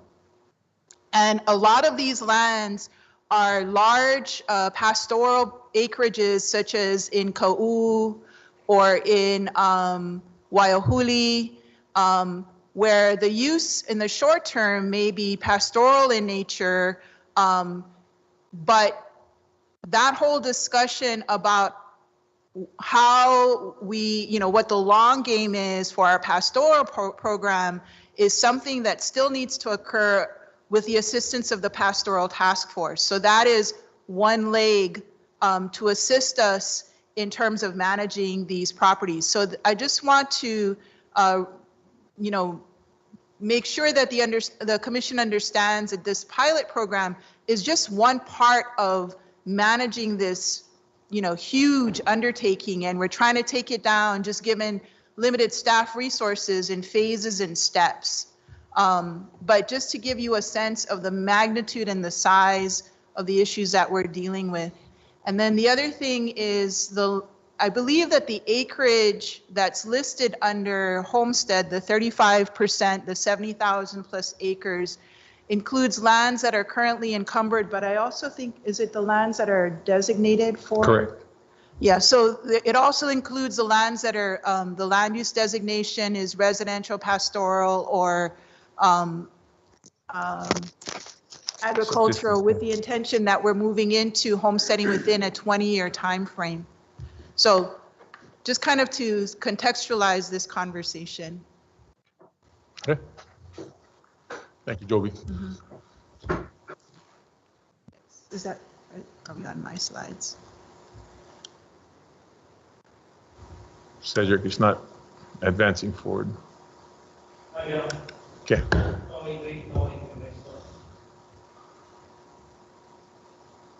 Joby, this is Russell. Can I ask a quick question while we're waiting? Yep. So that 70,000 number, that's homestead, the 35%, that's the property, that's land that's in homestead, and then within the next 20 years is projected to be in homestead.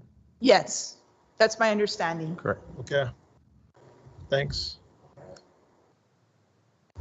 Okay, the next item we'll be looking at is past use issues and HHC concerns.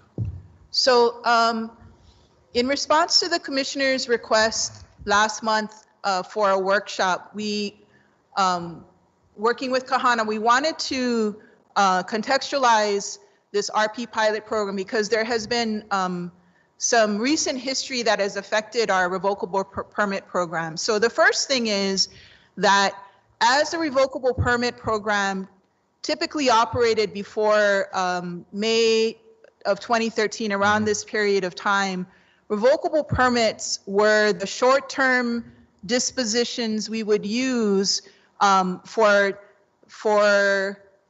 individuals and businesses that and nonprofits that we sought to have access to our lands and presence on the lands, essentially for land management purposes. Rights of entries were typically issued for people who needed access to our lands for, just for a particular activity. So the revocable permit program was the disposition that typically individuals that were utilizing our lands on a short-term basis because it wasn't quite in the development inventory. The disposition that we would use to those groups was a revocable permit program. In May of 2013, the department was subjected to a series of highly critical articles that were written in the Star Advertiser by Rob Perez. There are a lot of allegations that were made in that in that article, some of which were true, not all of which were true. However, that was a very high-profile series that garnered the attention not only of the governor, but also of congressionals and the Department of Interior. So responding to that, Governor Abercrombie convened an ad hoc advisory group made up primarily of other cabinet individuals to assist DHHL in reviewing our program and providing recommendations on improvements that could be made to our program. By way of just context, DLNR was subjected to the same type of articles about 5 years after us. So that ad hoc advisory group issued a set of recommendations in the summer of 2014, 7 recommendations in total. The first was to seize, go back. The first was to seize the issuance of any new revocable permits. The second was to review the existing revocable permits for violations. The third was to transition any existing revocable permits that were in compliance to limited rights of entry to allow for a transition of those that were in compliance as the department looked at establishing a new revocable permit program. The fourth was to hire a commercial real estate consultant or outside expertise to assist with the recommendations 5, 6, and 7. The fifth was to inventory our non-homesteading lands. And then 6 was to issue licenses and leases instead of short-term dispositions such as revocable permits or right of entries. So licenses and leases for lands for which development was not planned for in the next 20 years. Those first three, actually the department had moved forward on in terms of looking at our existing revocable permits, addressing the non-compliance issues, transitioning to rights of entries. And for those commissioners, I'm not sure if any are still on the commission, but it was an incredibly challenging and painful process, in particular to remove the right of entry holders that were not in compliance, just so that commission understands that once we provide permission, sometimes it's not that simple to remove people off of Hawaiian homelands. The seventh was a little bit more multifaceted, and that was to formulate a new permitting system for our lands that were envisioned to be developed in the near future, or near term. So primarily, we were doing it on a first come, first served basis. And what the recommendation was to move to a competitive process, request for proposal process on either an annual or semi-annual basis, to not just have an automatic renewal, but to have a DHHL review annually prior to renewal to ensure that compliance to the rights of revocable permits was occurring, and that if there were violations, to move quickly on those violations to either cure the violation or cancel the revocable permit, to establish a method to determine the appropriate rents, and to retain outside commercial real estate experts to review all the month-to-month dispositions periodically to determine whether revenues are being maximized. And at this point, when these were being issued, the recommendation was to promulgate administrative rules to authorize the implementation of the new permit program. Although after DLNR's experience, this issue regarding administrative rules, there have been different guidance that has come down, both from that agency as well as, I believe, from their attorneys. So it's an issue that we probably should revisit. And then the last was to create a procedures manual. Next slide. In addition, since that time, there were a number of specific concerns that the commission itself had, some of which were consistent with what the advisory group had recommended. The first was that there were large tracts of lands that were being issued to non-beneficiaries under the now right of entry program. The second was that these programs that were intended for short-term use were held for long periods of time. And the third was a desire to encourage beneficiary participation on the lands and beneficiary use to these lands, and also to consider a long-term disposition if the planned use was greater than a 20-year time frame. So looking at this multifaceted issue and taking it down in phases, this pilot program builds off of some of the work and concerns of the commission, and tries to establish a competitive process, but that gives weight to beneficiary assisting beneficiaries directly or indirectly. It allows for, instead of an annual, because the feeling at the department was that an annual request for proposal or biannual was just too frequent. So I believe we're looking at a 3-year program. So Kahana's going to walk through the program itself, but as a phase 1. But phase 2, we would be looking at the parcels that this revocable permit program could apply to. And then when we talk about long-term dispositions, i.e. general leasing, that's actually a whole separate issue in which we need to come to the commission following up on some long time recommendations as to how we effectively encourage beneficiary participation as a business without compromising or exposing the trust to risk through litigation that is very possible given the way the department used to exercise the preference policy for general leasing. So that that last bullet point is still critical, but a topic that we need to take up kind of separately from this RP pilot program. Okay. Thank you, Joby. So the next part we're looking at is the RP pilot program. Some of the commissioners might be familiar with this. That was presented back in December of 2018. There was a small little change in it. As I go through the slide, through the presentation, I'll show and highlight where the change was. Again, we see this process, the application, a review, award, and then renewal. So as Joby had mentioned, phase one, we want to implement a competitive process for a disposition that is available to Native Hawaiians and the public at large. Number two, provide parcels and details, TMK, location, land area, proposed permitted use, rent, terms, etc. Part of that phase one also includes a scoring criteria, which again was highlighted in earlier presentation in 2018. And in phase two, part of this RP pilot program was more to identify these non-homestead parcels that are suitable for disposition on a month-to-month basis once we have this pilot program vetted through, and then establish a proper method of determining appropriate rents.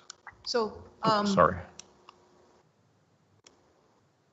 So commissioners, the thought was phase one, we would roll out and utilizing one parcel just to understand better the rollout of the program itself.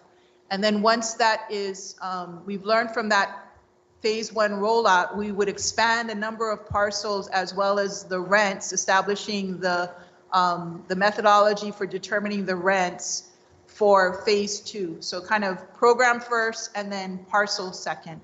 So the phase one parcel will be coming up shortly too. So you guys will see where the phase one parcel is we've selected. The RP program, a review method that reflects the commission policies, criteria, criteria to score applicants that reflect priorities, scoring, review each application and score on criteria, and a selection, select the application with the highest score. So in the scoring program, we have two separate parts. The first part, A, is to establish a proof of necessary experience and ability to be able to maintain proposed use. To meet these criteria, an applicant must demonstrate each of the following. So total of 50 points. And we have 4 sections under section A. First one, 20 points an applicant would receive if, as you read down, this is a proof of work in such capacity that will demonstrate knowledge and or experience in a specific area or field of the use as proposed in the state of Hawaii for not less than 2 of the last 5 years. This is best established by submittal of a business personal resume and or tax returns for years as determined by DHHL. If only tax returns or business resumes submitted, applicant will receive points to be awarded as follows. 1 year of tax returns equals 5 points. 2 years of tax returns equals 10 points. Updated resume for the business or individual would equal 10 points, which will equal a total of 20 points if an applicant submitted a resume and 2 years of tax returns. 1 year of tax returns, the applicant would receive 15 points. Second one would be to an applicant could receive 10 points, proof of certificate of good standing issued by the State of Hawaii Department of Commerce and Consumer Affairs. Again, this is best established by providing a current certificate of good standing copy as issued by the State of Hawaii DCCA. Another 10 points, proof of history as an excellent tenant on state and or other private owned lands, no termination or enforcement action against applicant within the last 5 years. Again, this is best established by submittal of professional references. I kind of broke down the references too. If you have 2 references, you get 4 points, 3 references, you get 6 points, 4 references, you get 8, 5 references, you get 10. And then 10 points, proof of written understanding and acknowledgement that the proposed use is exempt from preparing an environmental assessment under HRS 343 per DHHL's June 30th, 2015 exemption list as approved by the Environmental Council, which shall demonstrate knowledge and or experience in dealing with federal, state, and county regulations and other agencies governing such use. Points awarded as follows. Applicant submits acknowledgement form that the business understands and is aware of the HRS 343 and the DHL environmental exception list. 5 points. Applicant provides written statement on personal experience dealing with government entities governing such use.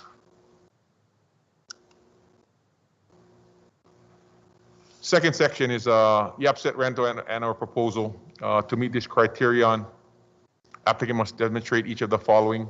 Total 50 points. First one is the proposed upset rent. Once we determine an upset rent, all the applicant has to do to receive the 10 points is make sure they propose that upset rent. Second part, proof of financial capability to pay rent that is consistent and on time based on proposed upset rent. Proof of means to deposit with DHL an amount equal to 2 times the proposed monthly rental as a security deposit, including the first month's rent payable on or before the first day of the month the permit is to be executed. Points to be determined are as follows. You can read it there. Third part, proof of procuring and maintaining its own costs and expense in full force and effect. It should be insurance, proof of procuring and maintaining insurance at its own costs and expense in full force and effect through the term of the permit. General liability insurance with an insurance company authorized to do business in the state of Hawaii. You see how the points are distributed there also. The fourth part, proof of work experience. This is the part where Joby had mentioned about directly and indirectly effects to helping a Native Hawaiian beneficiary.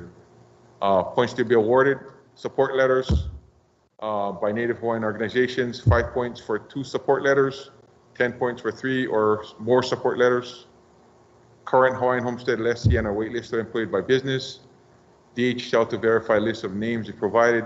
If verified, 5 points for 1 to 5 employees, 10 points for 6 or more employees. This is what the criteria would look like, the scoring criteria. Again, this is section A of the scoring criteria. Total 50 points. In each section, the most you can score is the first one is 20 points, and it breaks down 10, 10, and 10. Section B.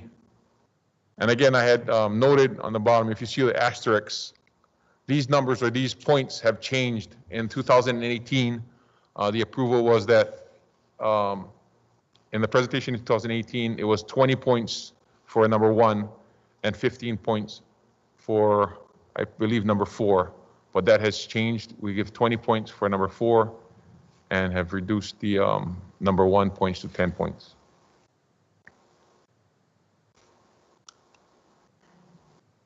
And this is how the point breaks down.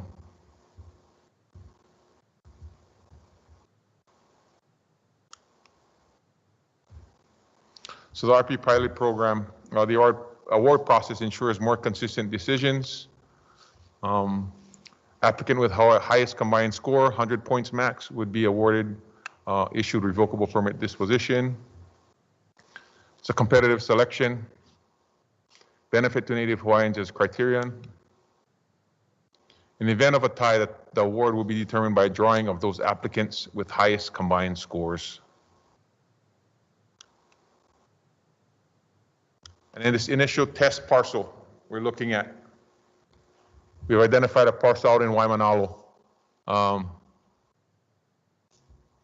You can see it right. Oops, sorry. Let me go back.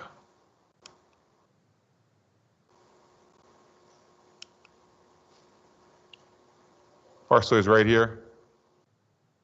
TMK identified by 41009, parcel number 287.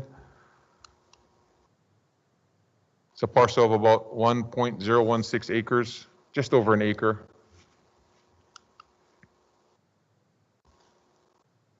Identified right here in the blue star. Oh, shoot. Right there. So as you come into Waimanalo, if you're familiar with Waimanalo, that's near McDonald's, right across the street from McDonald's, right past the polo field.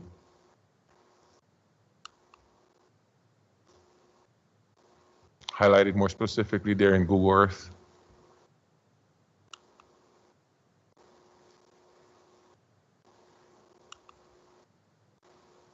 So what I have here is the city and county parcel information. It's identified as, again, like I said, parcel number 41009-287.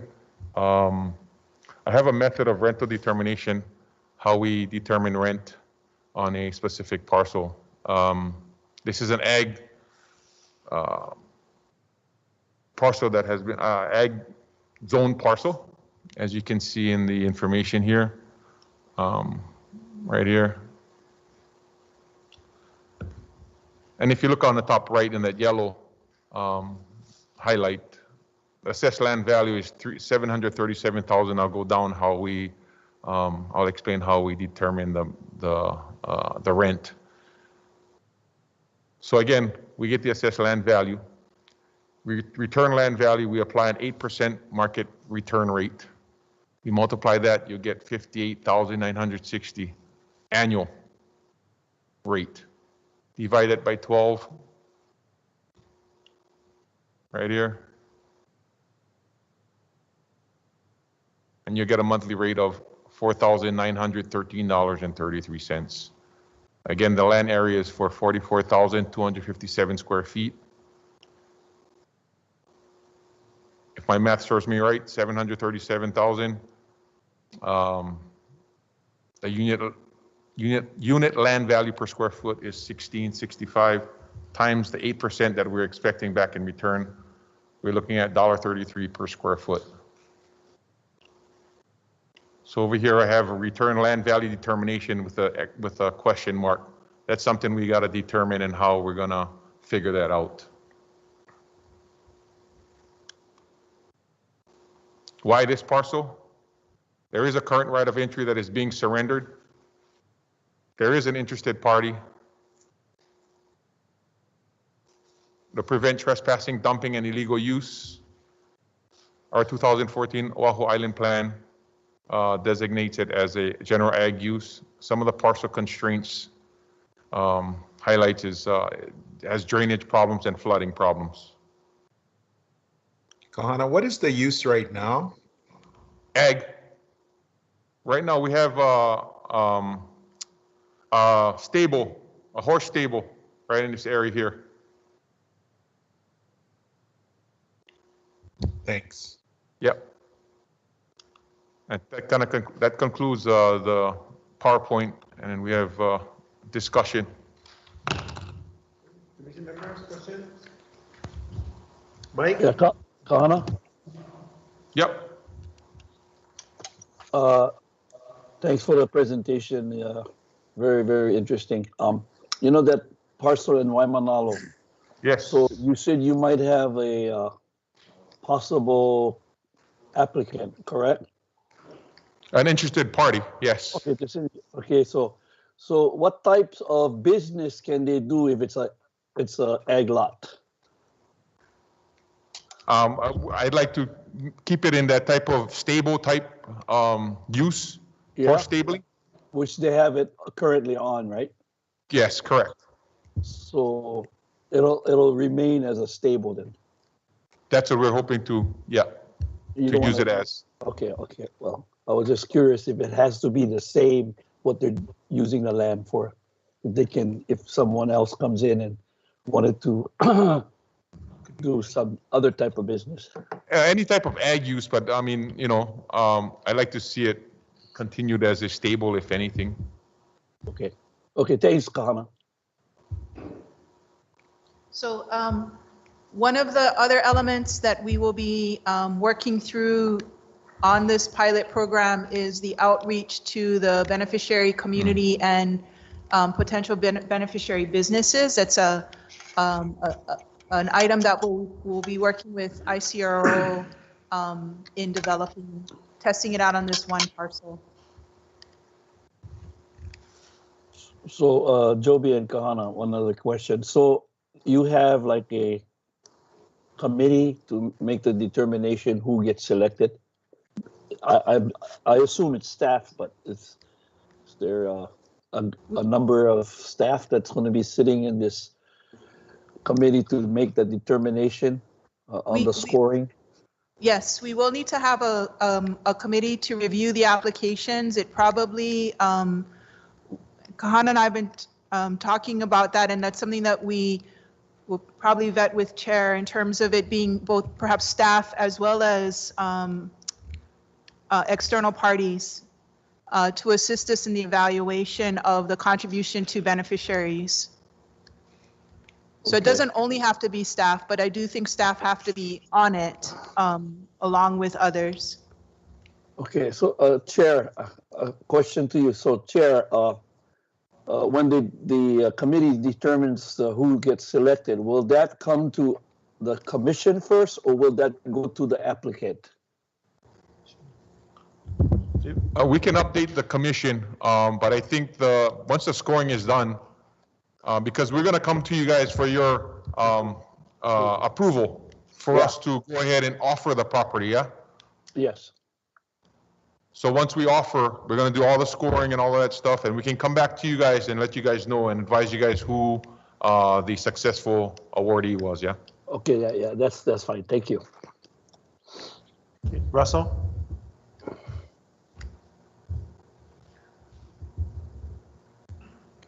Thanks, Chair. Joby, can you guys go back to the slide that had the point breakdown, the last slide that had that? Because I was trying to understand, because I think it's 100-point total, right? Correct. So I don't know where I was missing. Percentage? You got him, Shane. RP pilot program, yeah? I think it's like the 4th slide, maybe the 5th.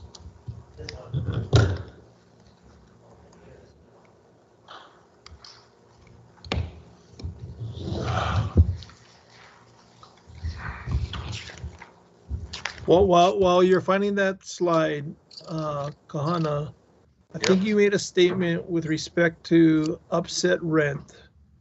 Correct. And then you said, as long as you bid the upset rent, then you get the 10 points. Correct. Right? So if I'm bidding and Joby are bidding on the same parcel and everything else is equal, but I bid the upset rent and she bids, 100% more than the upset rent, we still each get 10 points. It doesn't matter. The higher number doesn't win you more points in the consideration. Correct, because there were some concerns about, it directly benefiting or indirectly benefiting Hawaiians, Native Hawaiians anyway. So that's why we changed the point difference or the points being awarded. Again, that slide is up on the top, is on the screen. Is that the one you're talking about? Yeah. So when you say in the discussion, you talk about highest and best use, you're talking. Most people are going to view that as the highest producing rental or lease rent for the property. But we're talking about a Hawaiian Homes view of highest and best use that we're trying to maximize, which is we have to blend in this, whether there's Native Hawaiian participation and that kind of thing, right? Right. Yes. So we're trying to look to increase the benefits to our beneficiaries in this. So Commissioner Ka'upu, in this particular program with the revocable permit, the main objective for DHHL is land management, so presence. Yeah, so highest and best use, because it may not be as critical a factor because the properties are not necessarily poised yet to earn highest and best use. So like, for example, in this case, it's a property that has flooding problems, drainage problems. So in respect of the commission's earlier request to facilitate a way to provide greater opportunity or benefit of these lands that are not quite positioned yet for highest and best use discussions to get into the hands of beneficiaries or benefit beneficiaries, there was greater weight tied to the use going to in some way or benefiting in some way Native Hawaiians. So one way in that happens may be that the organization or company employs or is owned by a beneficiary, but it also could be where, let's say, the use or the income that's generated on the use is somehow 100% going to benefit beneficiaries in some way directly. So for example, let's just say if this was in Kalailoa instead of in Waimanalo, and it was an industrial use, you could have a non-native owner contributing, let's say, a substantial portion of the revenue earned off that parcel to help us with infrastructure development in the homestead, as a for instance, as to how that need could be met. So I think in this particular case, I mean, the scoring can be adjusted. That's why I think it's scheduled for discussion, I mean, for a vote tomorrow. But if there was a desire to allow for more points if you actually bid above the upset minimum rent, we could adjust that scoring to reflect that. Like 8 points if you meet the minimum rent, 10 points if you bid above the minimum rent, or a sliding scale of some kind. And then it was beyond today's discussion, but in the general lease program, when you talk about highest and best use, are you there talking about the economic highest and best use, or is it this blended kind of beneficiary considerations too? So, go ahead. That would be more economic, because that's a longer term type of use, yeah? Okay. And the purpose would be for revenue generation. And what moves something from this category to general lease consideration is whether or not we're planning to do anything with the property in the next 20 years? Or is it some other, how do we decide we should get the maximum amount of money for this parcel, but this one we should consider wider considerations? So I think that's an evaluation that we still need to work through with the commission, because it's not a hard and fast line. So for example, we definitely have parcels in our inventory that may be ready to go out for a longer term disposition. However, we haven't refined the program as to how we facilitate the information or opportunity to beneficiary-based businesses first without compromising or risking the trust assets. So that's kind of a next step, which is when we start for parcels that may be ready for general leasing, what is the programmatic method that we're looking at to encourage beneficiary-based businesses to participate? Yeah. Now, in that particular scenario, when we're talking about general leasing and revenue production, you have to be like mature enough as a business to be able to compete. And so that's a whole nother like segment and conversation that we need to have with the commission at a future date, not today, but in the near future.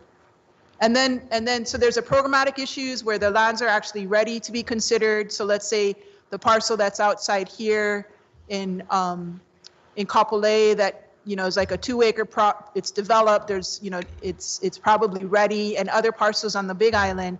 And then there's a second consideration once we do have the general leasing program established as to parcels that may not on its face be ready, but potentially could entice a long-term investment, but we may have to take less return because there's a greater investment by the partner.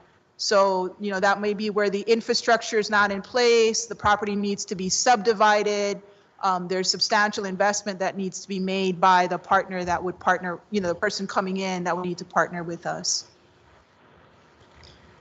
The island plan process, does that determine whether something is general lease versus ROE or no? No. It's an internal thing. The most recent island plan, the Oahu Island Plan, probably does the best in articulating through the land use the likely dispositions. And so if it's deemed commercial industrial, then the likely disposition is going to be highest and best use, which is general leasing. But we have not been effective in deploying that general leasing program because of these programmatic issues that we need to work out. If it's labeled general ag, then usually that implies that our plans are 20 years plus for those properties. Because the island plans have been done over a period of time, that articulation of commercial industrial, meaning income producing dispositions, may not be as clear. Yeah, because some of those island plans are older, like the Big Island. And so, we would need to kind of, as we move through and updating these island plans, that application would need to be kind of considered. Okay. And my last question is for Kahana. So that parcel that you identified in Waimanalo, the first parcel, is that the parcel, the one that Commissioner Nolo and me have been talking to you about? Okay. Yes. Thanks. Thank you, Russell. We'll go to David, Dennis, then Randy.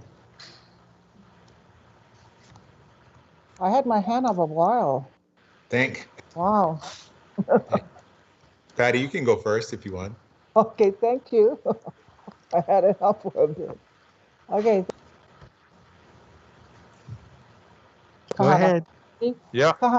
Thank you for your presentation.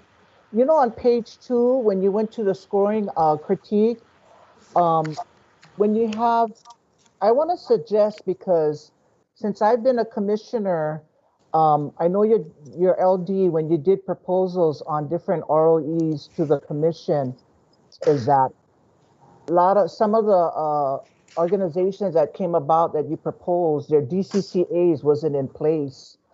And when I see this on page 2, what my recommendation is that we offer to have them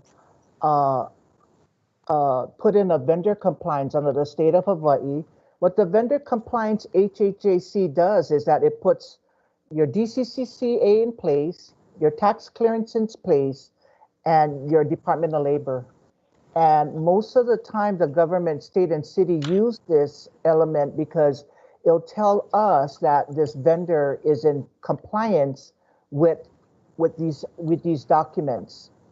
So I would rather see not just DCCA, because DCCA is just applying for your name and to file. It's a $3 filing. And some of your organizations that came through this commission, they didn't even do that. What is a lot more compliance is having them apply for the state vendor compliance, which they'll have the component to show your department that they filed tax clearance, Department of Labor, and DCCA. Yeah. So do they also put in a business plan or financial plan to the department? It's basically the resume, yeah?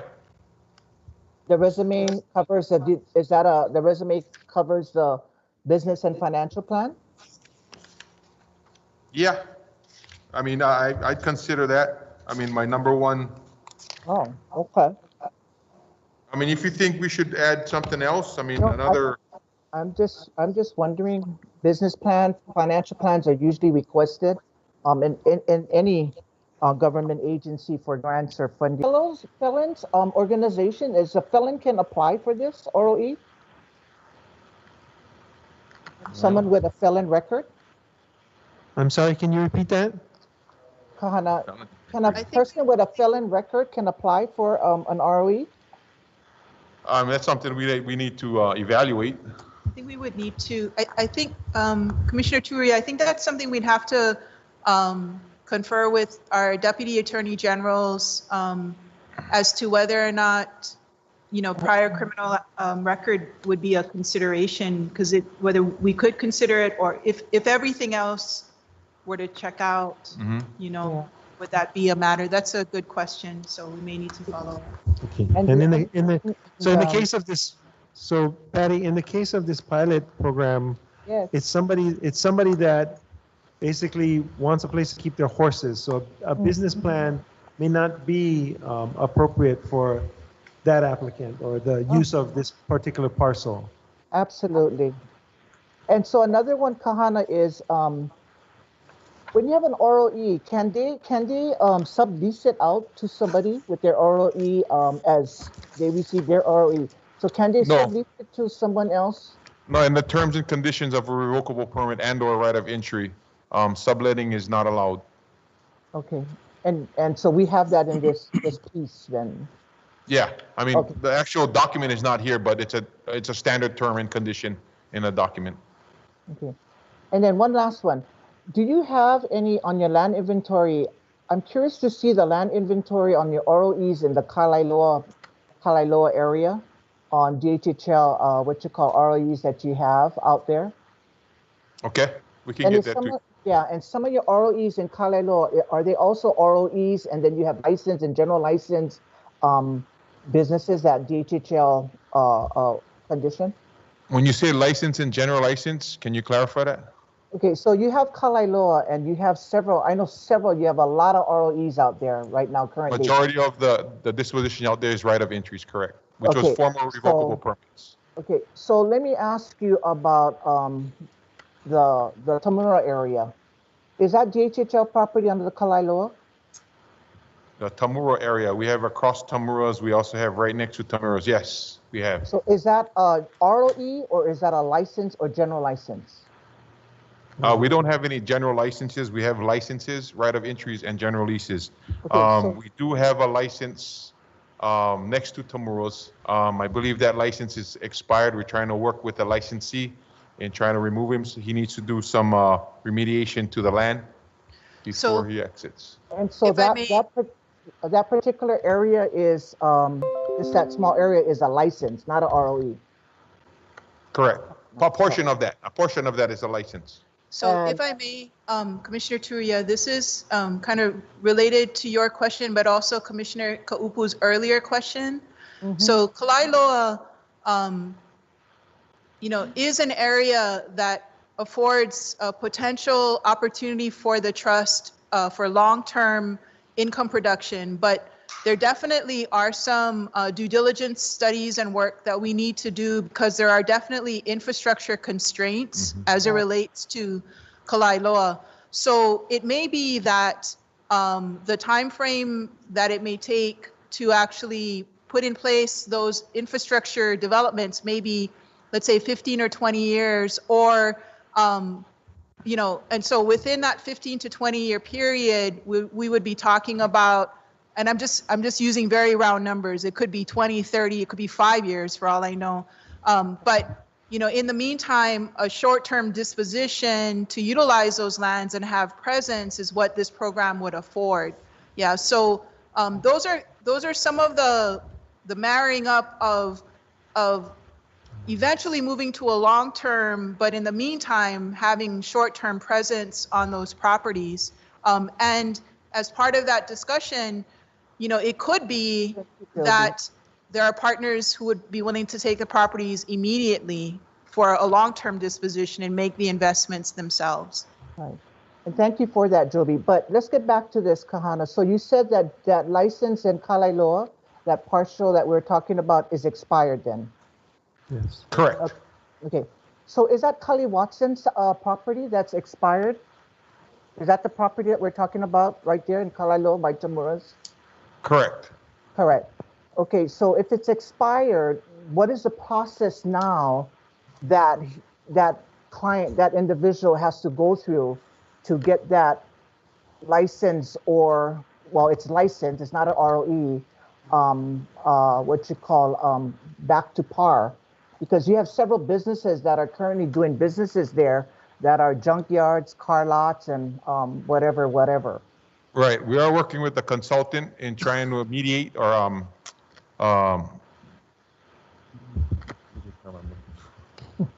trying to fix the property up.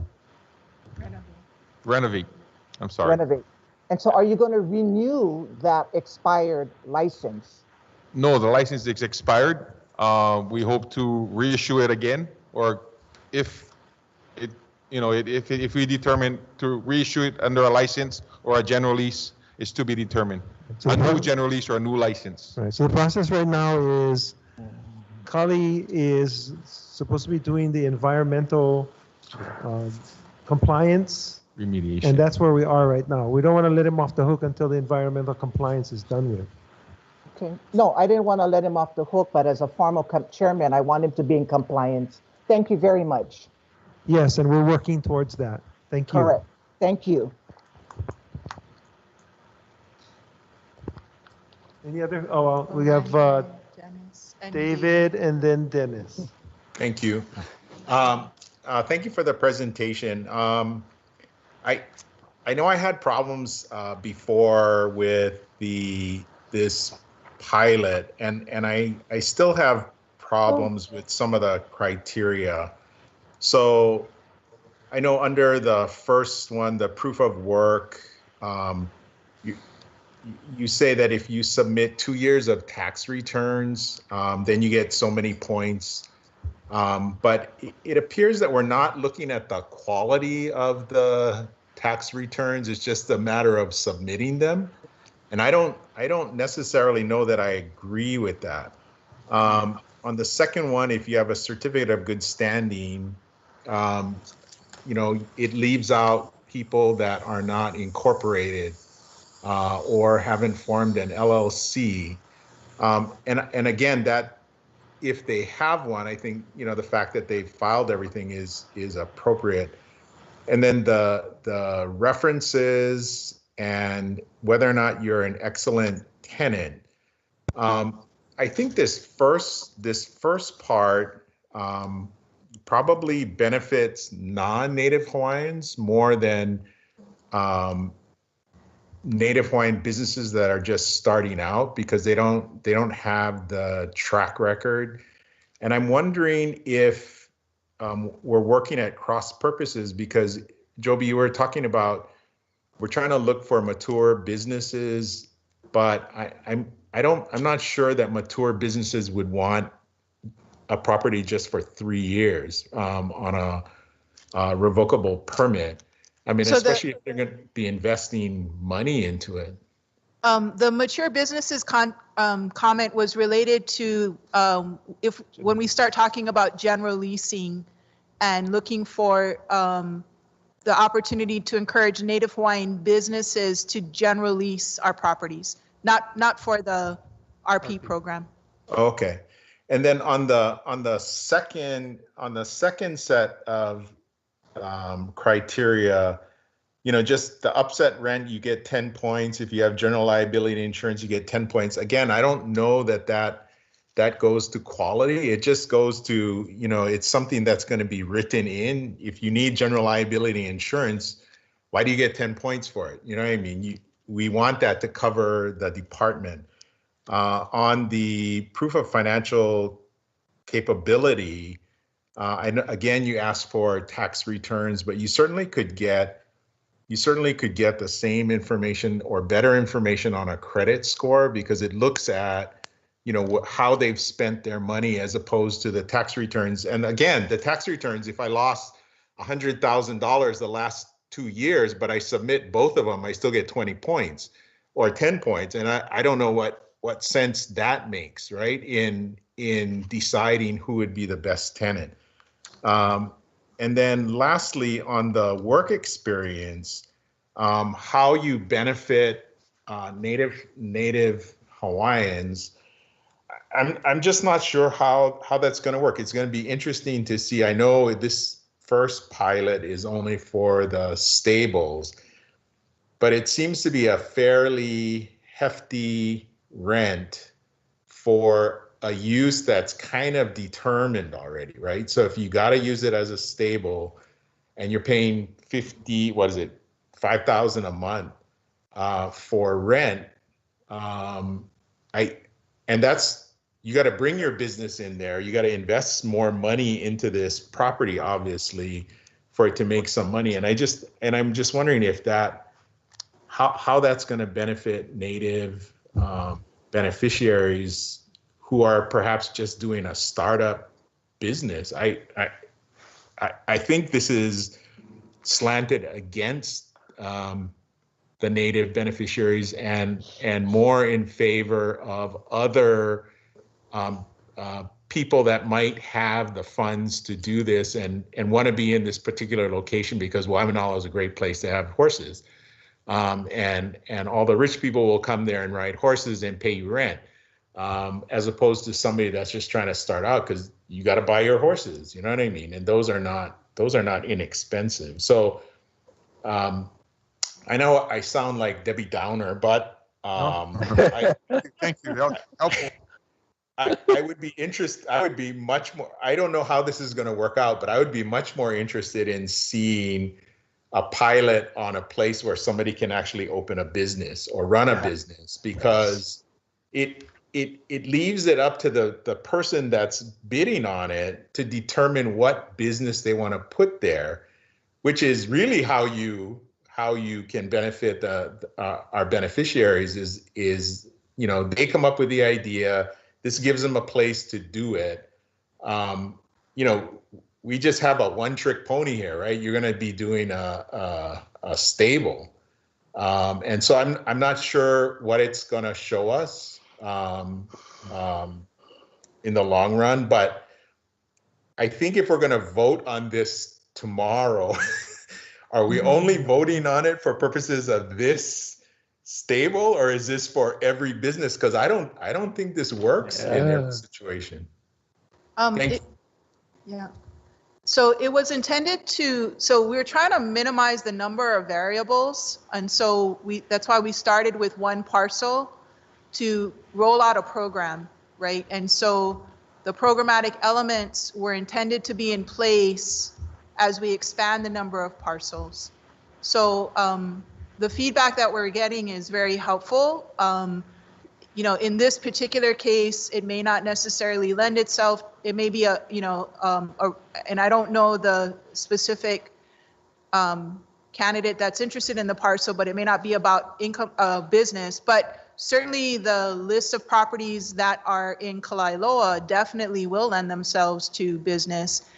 Understanding, of course, that as we pivot to long-term use, some of those businesses may be impacted in the long run. But in any case, so yeah, this is intended to be the program working off of one parcel, and the next phase expanding the number of parcels and revisiting the methodology we established to set the upset rent. Yeah, So again, good feedback. correct me if I'm wrong, Toby, but the example that I put here for the rent, that's what we usually use.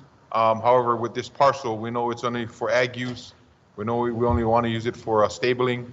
So there's some decision we need to make as far as what percentage are we going to use or what cap rate we're going to use for that specific offering. Yeah, thanks. And I just want to make sure that we have a solid product to roll out, because when we roll it out, we want to make sure that it is durable and it's going to work. And so 2 things, we're going to get a return on our, on the land that's not being used. We're going to get caretakers, number 2. But 3, the intent is to benefit our beneficiaries and encourage the Native businesses to participate in this so that they can be successful. And so, but it just seems slanted against them in its current form. So I just worry about that, but I'll let somebody else speak. Thank you. Thank you, David. Dennis, and then Randy. Great. I get to follow Debbie Downer. This is Dennis Downer. So, I've seen this revocable permit review process a couple of times, and we're at a little disadvantage that we don't have what was presented on the screen. So hopefully I'm not in error by referring back to the October 19th, 20th, 2020 revised application review process and revocable permit program, because I made notes on that. So bear with me if it's wrong. On the parcel list, it says identification of non-homestead parcel that is are suitable for deposition on a month-to-month basis. And then under application, it says new permitting system not founded on a first come, first served basis for lands envisioned to be developed within a 20-year time frame, which is, you got a parcel list and I get an application for something different. Now, if that's been changed, that's fine. I just wanted to make that point. Also in that presentation, there was a 50% discount applied to the land base rate. And I made it clear, I don't think we should discount our beneficiaries' benefits. I think that's wrong. As a commission, I can't, I won't back that. And that's because my time with the state, I mentioned this last time, my time with the state, revocable permits were used at the airport. $1 million companies come in and sign a 30-day revocable permit. Helicopter operators, airlines. I think there's only 2 airlines in La Jolla that have a lease agreement. Everybody else is on a 30-day revocable permit. So when we say, well, because of the nature of the short term, if they got $1 million company that's coming in, I don't think we should be discounting. My points.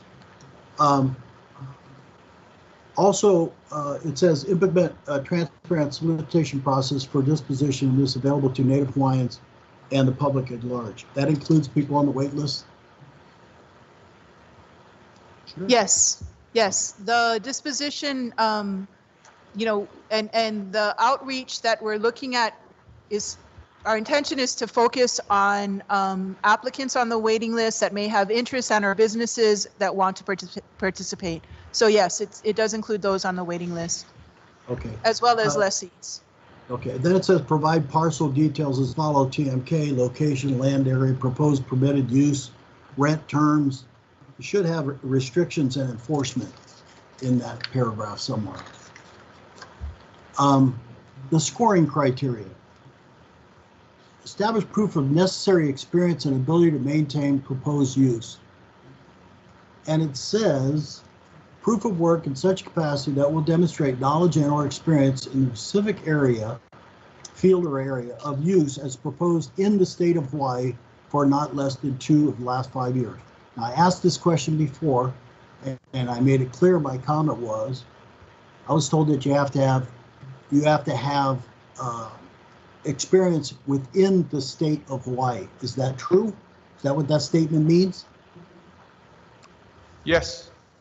Okay, so, and I made this point before. I sent my kid to college, he goes to Davis, cost me $100,000 for 4 years. He gets a farming degree, works in the mainland for 6 years, comes back and he doesn't qualify and he's on the wait list.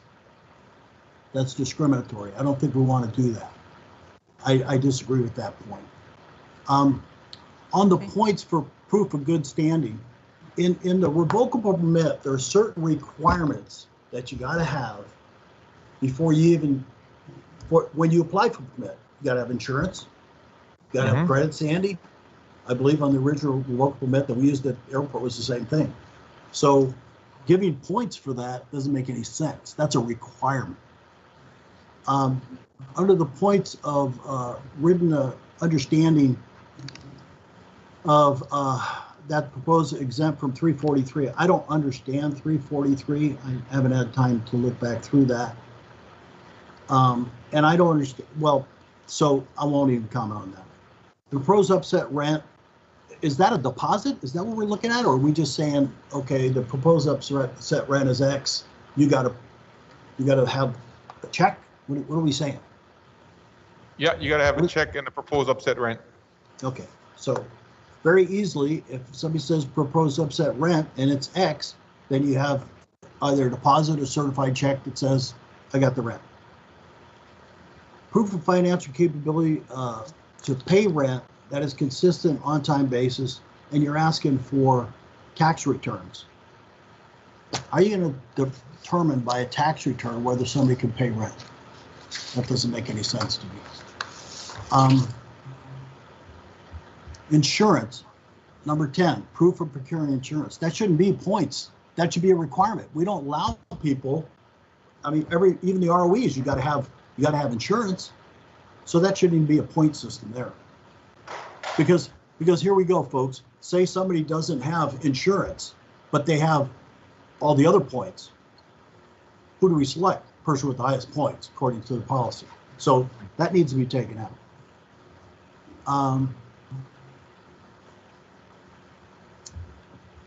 This last point, proof of work experience that demonstrates in writing how applicant's proposal would benefit Native Hawaiians directly and indirectly. First of all, I don't think that's the applicant's responsibility. I think the responsibility is on the department to determine by either monetary returns. By monetary returns, that's what we're looking at. We're going to go ahead and we're going to lease out this property or do this property in RE to gain dollars to go to benefit the beneficiaries. I don't think we should go out. This is get real political. Go out and try to get OHA and all these other guys. If they don't like me, I'm not getting letters. So I got to go. You know, it just doesn't make any sense to me. My only point. The reapplication keeps tenants accountable. No, it does not.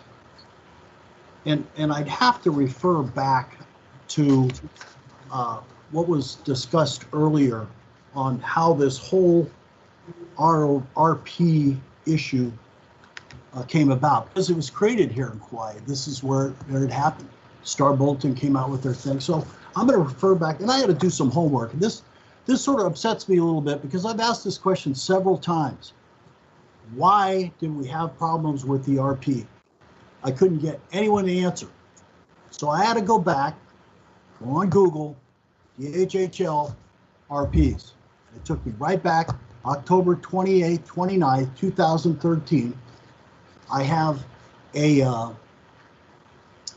letter here from through Linda Chen from Kahana that gives us a status update on revocable permits, and it was just an information for the commission.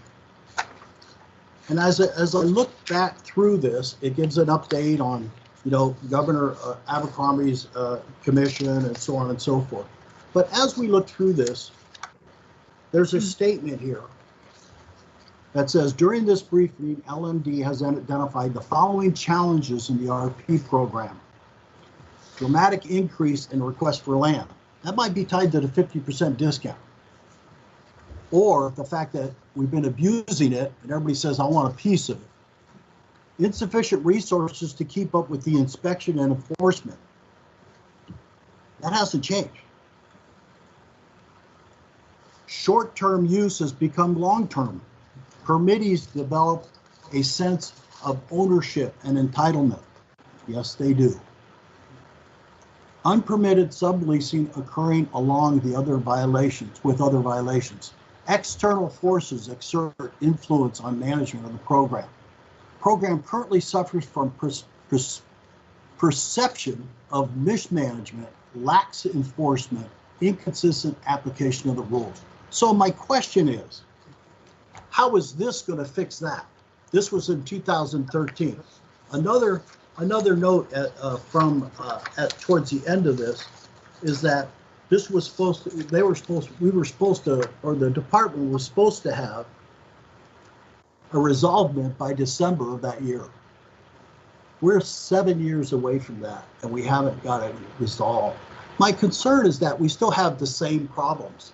This is all about enforcement. I agree that we're going to try to put together a program to open it up to the beneficiaries. I agree with that. With some work, I think we could do that. But we're never going to fix the problem unless we enforce. Because that's why we continue to have problems in Kauai, continue to have problems everywhere. Since I've been on the commission, we've had issues where somebody didn't pay rent up to $286,000. What happened there?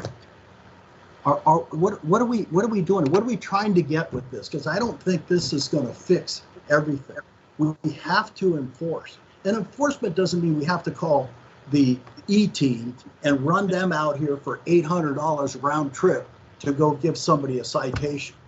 Enforcement means that the island supervisor should pick up the phone and say, I understand you have an issue. We need to speak. Or The land manager, which we don't have in Kauai, that's probably why it's crazy, is that someone needs to be here to handle those issues, because a simple phone call is, eyes are on you, folks. I know you're 300 miles up in the woods and you just built a compound, but we know that. So you got to get out. So no wonder everybody's saying, I want a piece of that. Why not? 50% off. Guy's paying a dollar a year. He's got 173 acres. He's living on it. So I don't know what the fix is. The fix has got to be enforcement. We have to enforce. You can write all the rules you want to.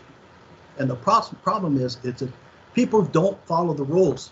That's why we have stop signs. But they don't stop all the time. But there's a guy with a little badge that says, I got you. So Dennis Doomsday just got through dumping all his stuff on you. But I don't want to, blow the program. They just said we need to focus where the problem is. And I think if we focus where the problem is, we could correct a lot of these. In reference to the sample, I don't think it's a good sample, because it already says, hey, I got a horse stable. The horse stable guy's going to win. I don't care. That tells the beneficiaries same old thing.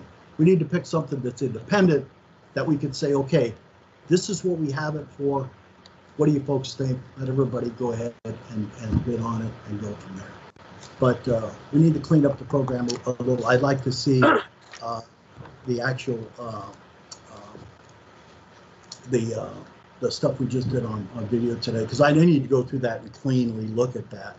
I'm not ready to make a decision on moving this thing forward, unfortunately.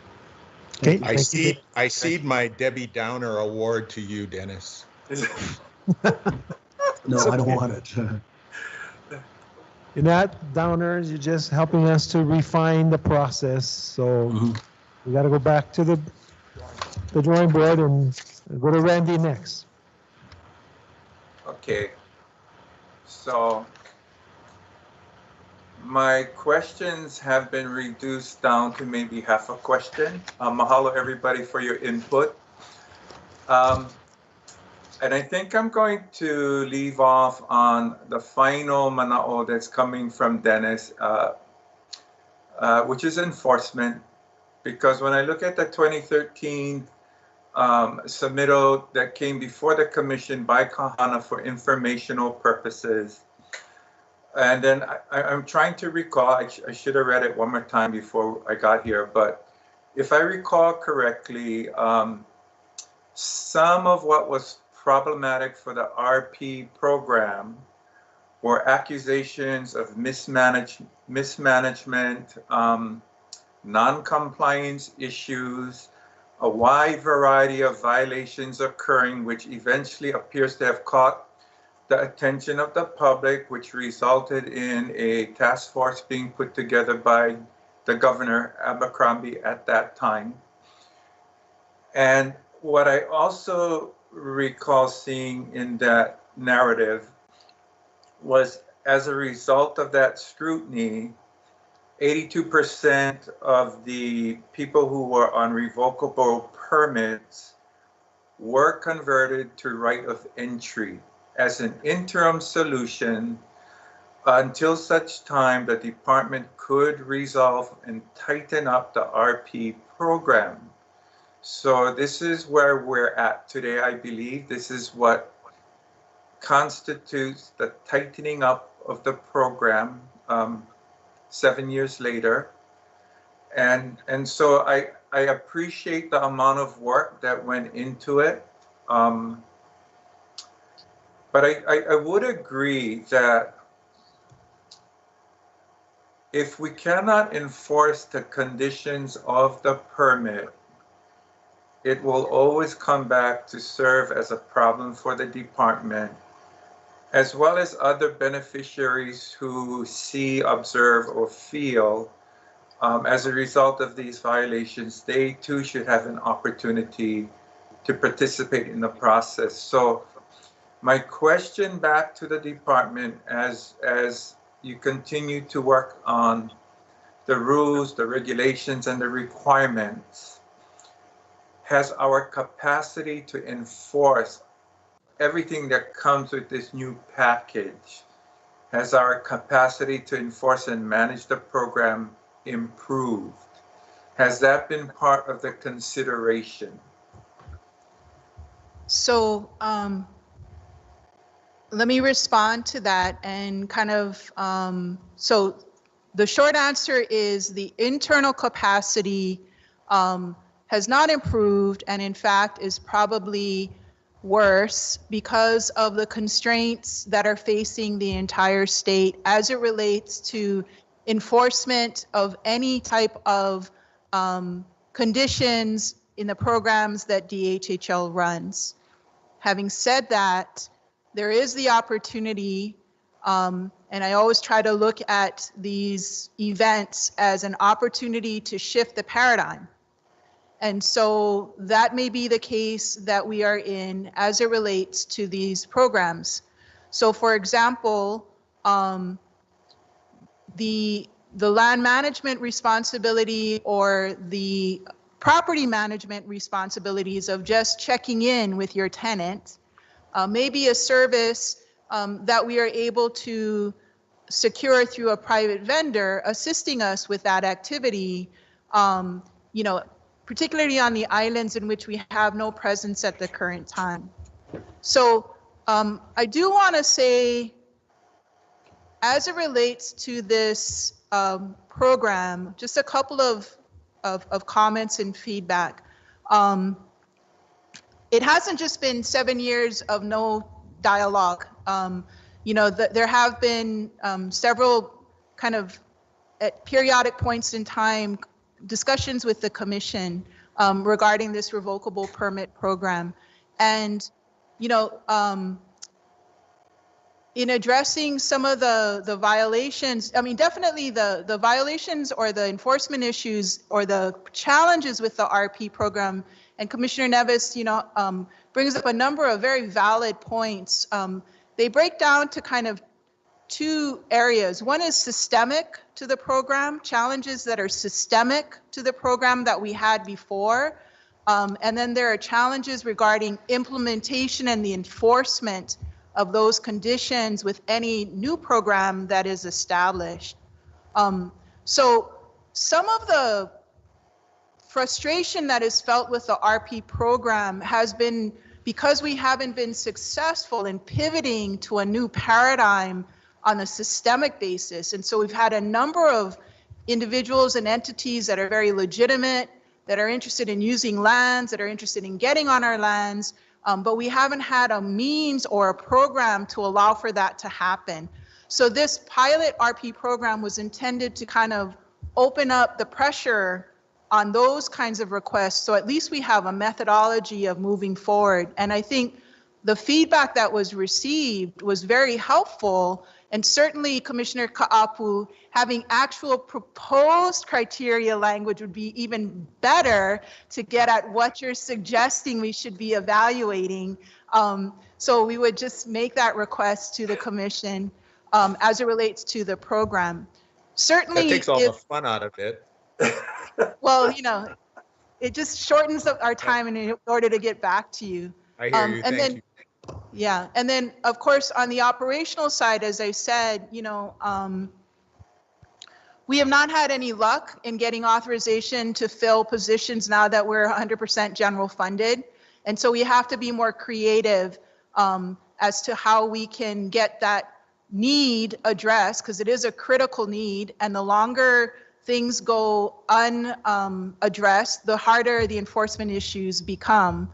And so, you know, the opportunity to potentially seek those resources on the property management side, I think is something that we, you know, we want to look at. It provides an opportunity to get resources to assist our program. It also puts money back into the economy at a time that we definitely need to be supporting that overall for the state. So I just wanted to provide that feedback. Okay. Thank you. Joby. Yes.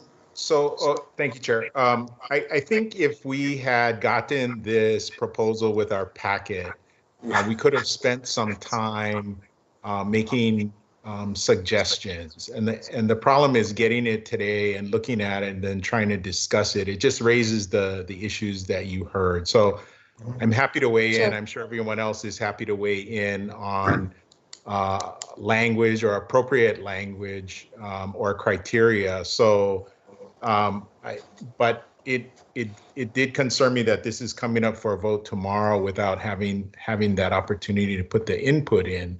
So, you know, for things like this that have been so problematic, I think the more advanced time we have, the better, even if we're not going to take it up for another month or so.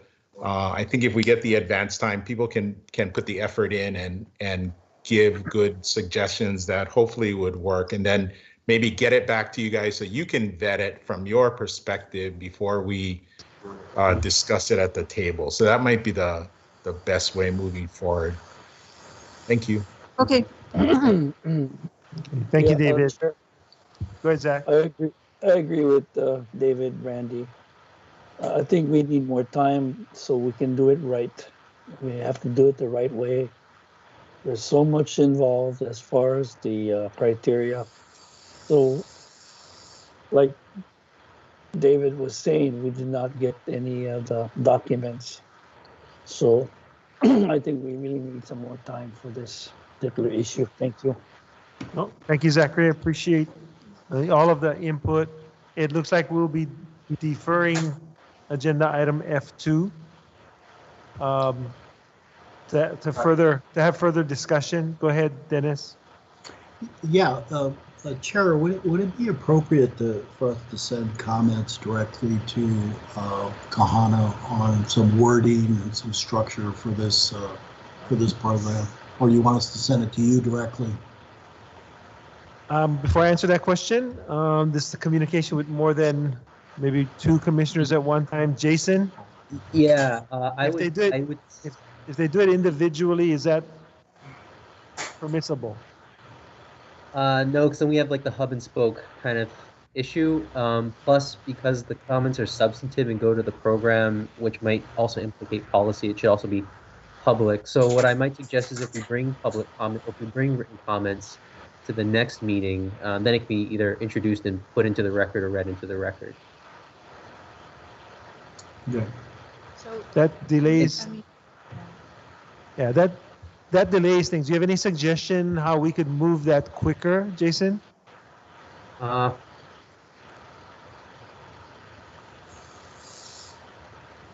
So,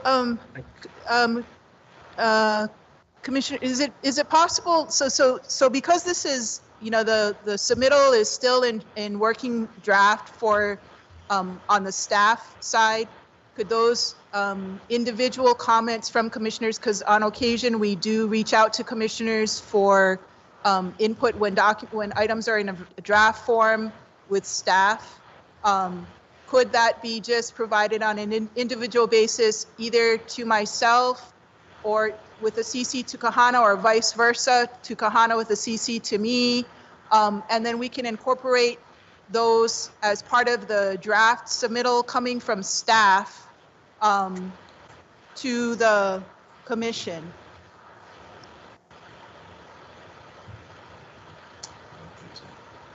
Because we commissioners on a regular basis ask questions individually of staff on follow-up, and we often seek out input of commissioners on an individual basis on matters of pertinence on their island. Yeah, my hesitation here is that it deals with an entire program, not about specific issues on an island or with a particular commissioner. Is there a subcommittee of the commission that deals with land management issues? That might be another way to kind of sequester and break it off. No, but what we're looking for essentially, Jason, is it would be very helpful for staff if we had actually proposed language. Since there are commissioners that have direct expertise, that would be very helpful versus us guessing in the dark as to the language that could be proposed. That's essentially what we're looking at. And that would not be we would not be, I mean, what we would request of the commission is that the discussion happen one-on-one between a commissioner and staff in terms of proposed or suggested language. And that matter would be brought forward to the commission as a whole. It would be coming forward as staff recommendation. It would be, we would post it with sufficient timeframes. The submittal would have 7 days, the same way it does with all of the submittals. So I don't see us running afoul of any, and if it's in an abundance of caution, we don't even have to attribute the commissioner that has suggested the language. That's all we're seeking. Yeah, I understand. I intuitively there should be a way to kind of cleanse the communication that kind of happens on a one-off basis to comply with the Sunshine Law, but unfortunately that's not how the law is written. So the individual communication is the thing that really causes the problem on individual communications on a substantive issue, right? And you're kind of going out to each commissioner to get their input on this one program. We wouldn't be going out to all, you would simply, if commissioners have suggested language changes. In response to the presentation today. Yes, so that we don't, lose any more time. Yeah, so Jason, we've already had a discussion about the presentation. There are some commissioners that have expressed the desire to respond to our questions in writing. That's all that I think we're proposing at this point. Hey, Jason, can I say something? Yes, please. So Jason, because this item was on the agenda and we had discussion, each commissioner inputted discussion, can they today take what each commissioner had input and work on a draft and put that input of concerns that into what we talked about, and then next month, the following month on the Monday agenda, present that to the commission with their input for adoption for Tuesday? Yes, the other way I was thinking about maybe doing it is and I know that this places a burden on commissioners to kind of work this evening, but if you want to reduce some of your comments or hopefully write down some comments to present then tomorrow, you still defer the measure, but then present at least the language that you might want to see at tomorrow's meeting. Because you still have to input each commissioner on this sunshine discussion. You just can't discuss one or two and take and grab what one or two commissioners are going to express. I think today a lot of the commissioners, I'm done with inputting. I provided my input, so that can be provided to their draft. Can't they do that?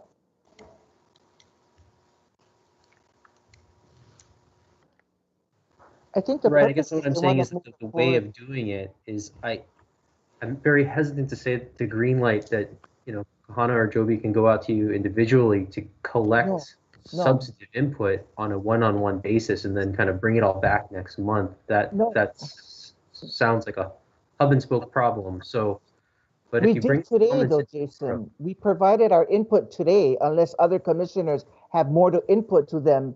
So because we had a full discussion on this agenda item, they can now take all our mana'o and our recommendations, and they can start working on a first rough draft. Can't they do that? Yes, they can. But I think what Joby and Kahana wanted was some answers to some specific questions, and that's the proposal that gives me pause from a sunshine perspective. Correct. So maybe we're not done then on this subject matter right now.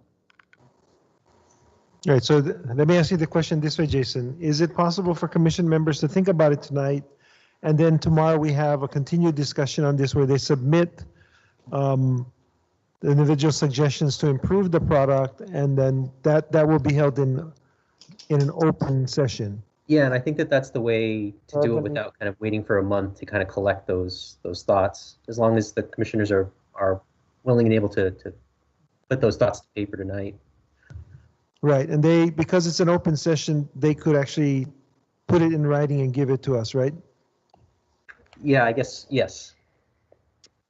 Okay. So Chair, Jason, so we wouldn't be able to put our comments. suggestions on email, right? Is that what you're saying? We can't do that. You can if it's if we're going to discuss it in open session, I believe. Jason? Right, yeah, that's what I'm envisioning, right? So you either put it in a separate document or an email, but we bring it back tomorrow and then it gets read into the record, right? And it becomes part of the basis of tomorrow's extended discussion. Okay. Okay, great. So we'll take that route, but there are commissioners with additional questions, starting with Russell and then Randy. So, Chair, I think we're dealing with, there's frustration, I think, on the Kahana and his team that they're not able to go out and do their job, right? To go out and put these properties to use and start generating revenue and so forth. And it's because it takes time to put all this together. But is the reason that there basically is a moratorium on ROE right now, because that was the recommendation that came out of that whole situation with the article and so forth? Not necessarily a moratorium. We're trying to find a way to go forward. And that's what this discussion is about. Joby wants to add in. Yeah. So from that period of time in 2014 to now, we've been trying to pivot to a new program to issue revocable permits. Right. So you're correct. It wasn't intended to be a moratorium, but it's taken us much longer than we had anticipated to put in place this new program. And right now, I saw the one slide that it basically is the chair's discretion, right, to go through and to award and renew and so forth based on commission action. That's the current status. Yes. The implementation, yes. Yeah. So, I mean, could we just take the necessary time for all the commissioners to get this right going forward, but in the meantime, continue to rely upon the chair to keep the program going? I don't think we want to stop it dead in its tracks, because that's creating the backlog and the frustration. Go ahead. The challenge has been that the basis of the criticism was there was no criteria to determine how an entity or an individual or an organization was eligible for a revocable permit. And it was done on a non-competitive basis. So those two issues, also taking into consideration a desire of the commission to provide an access point for beneficiaries, is what we've been struggling with for the last few years. Yeah. So right now, as it stands, the commission still, the chair still has the discretion, but it's been trying to establish a programmatic parameters in which these properties can go out. And so we're very close. We are out now talking down to the finer points of the criteria, which is a critical and an important discussion. That's where just language is helpful for us. And so the more input we can get as to specifically how you want this thing worded, the more helpful it'll be for us in, framing up this criteria. Okay, Russell. Okay. No. Randy?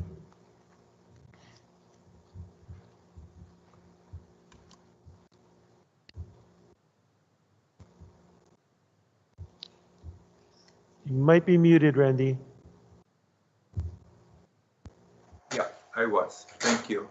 So, I think going back to what David said, what Zach said, and in order to give the work of the department the level of input that it deserves, I would ask that as a matter of practice, that the department on issues such as this, that they provide us the information ahead of time so we can read through it carefully and we can participate at a much higher level than we are today. So that's what I'm asking, that if they can create as a matter of practice providing the information we need in advance, because I don't really feel, as a commissioner myself, that I'm participating at a level that I could have had I had the information earlier.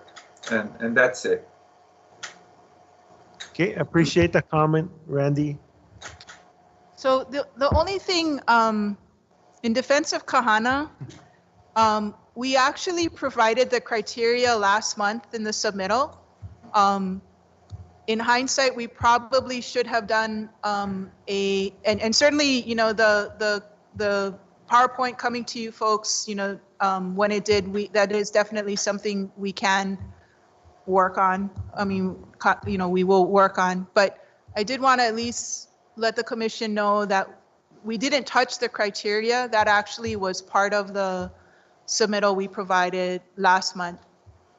Placing it in the context that we did, that probably would have been helpful to the conversation last month, maybe with the intention to, you know, vote this month, but we can learn from that experience. And I appreciate the feedback of the commission. Okay, so going forward, we'll make sure that you have the PowerPoint by end of business today. And They have it. I have it already. they have it already? Okay, so you have it. You could take a look at it and then respond and make some suggestions, which we'll cover in an open session tomorrow at some point in the agenda. Okay. Okay? Thank you, commissioners. Thank you.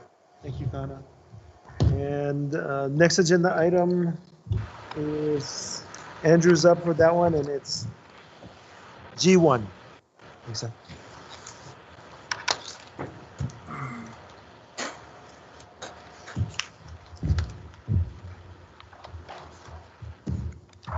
Good afternoon, Andrew. Good afternoon.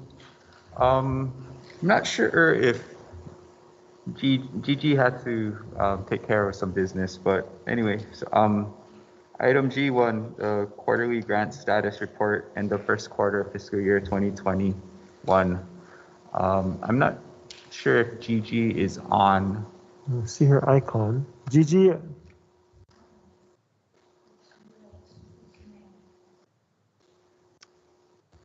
Okay, so sorry, this went longer and Gigi's not available. Do you want to defer to tomorrow?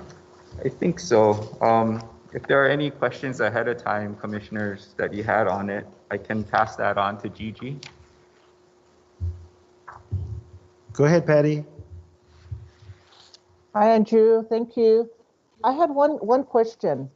You know, in the what you call like a Kanahili Kapolei, when we have them in the receiving GIA grants and budget,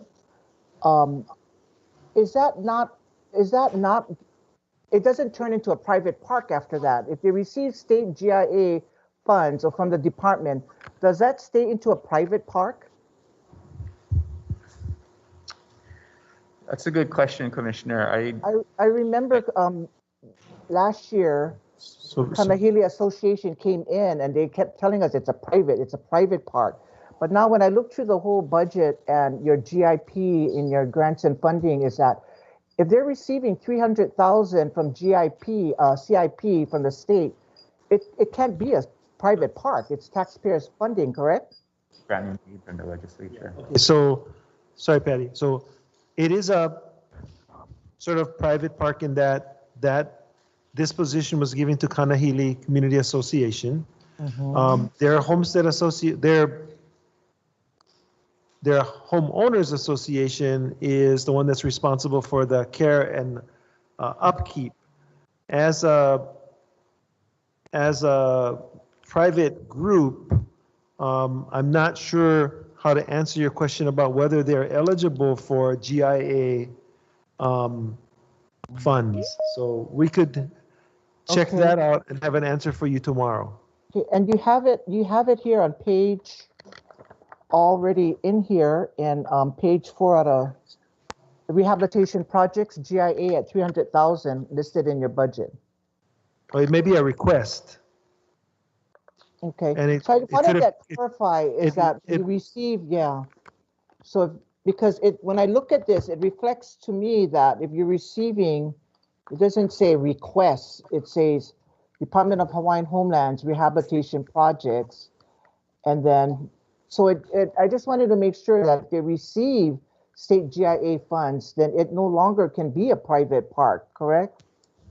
I am not sure what the answer is there. They may not be eligible for GIA. Okay. If they're Maybe private. you're right. Maybe you're right. We'll get back to you. All right. Thank you. You're welcome. David? Thank you. Thank you. I'm concerned about on the Big Island Kailapa Community Association. It looks like there is a balance of a little over 170,000, and their Hawaii Compliance Express is not compliant. And maybe Gigi can kind of let me know or let us know what the holdup is or what the status is, Andrew, if that's possible. Okay. Thank you. Okay. Other commission members?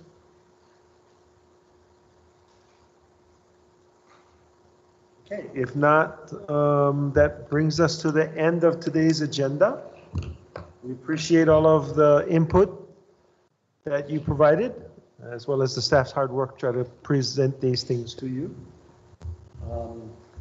Get some rest. We'll be all back here tomorrow at 9:30. We can't rest. We have to work on our That's true. our language. Especially you. Somebody saying especially you. So we'll recess till tomorrow morning. Thank you, folks. Okay.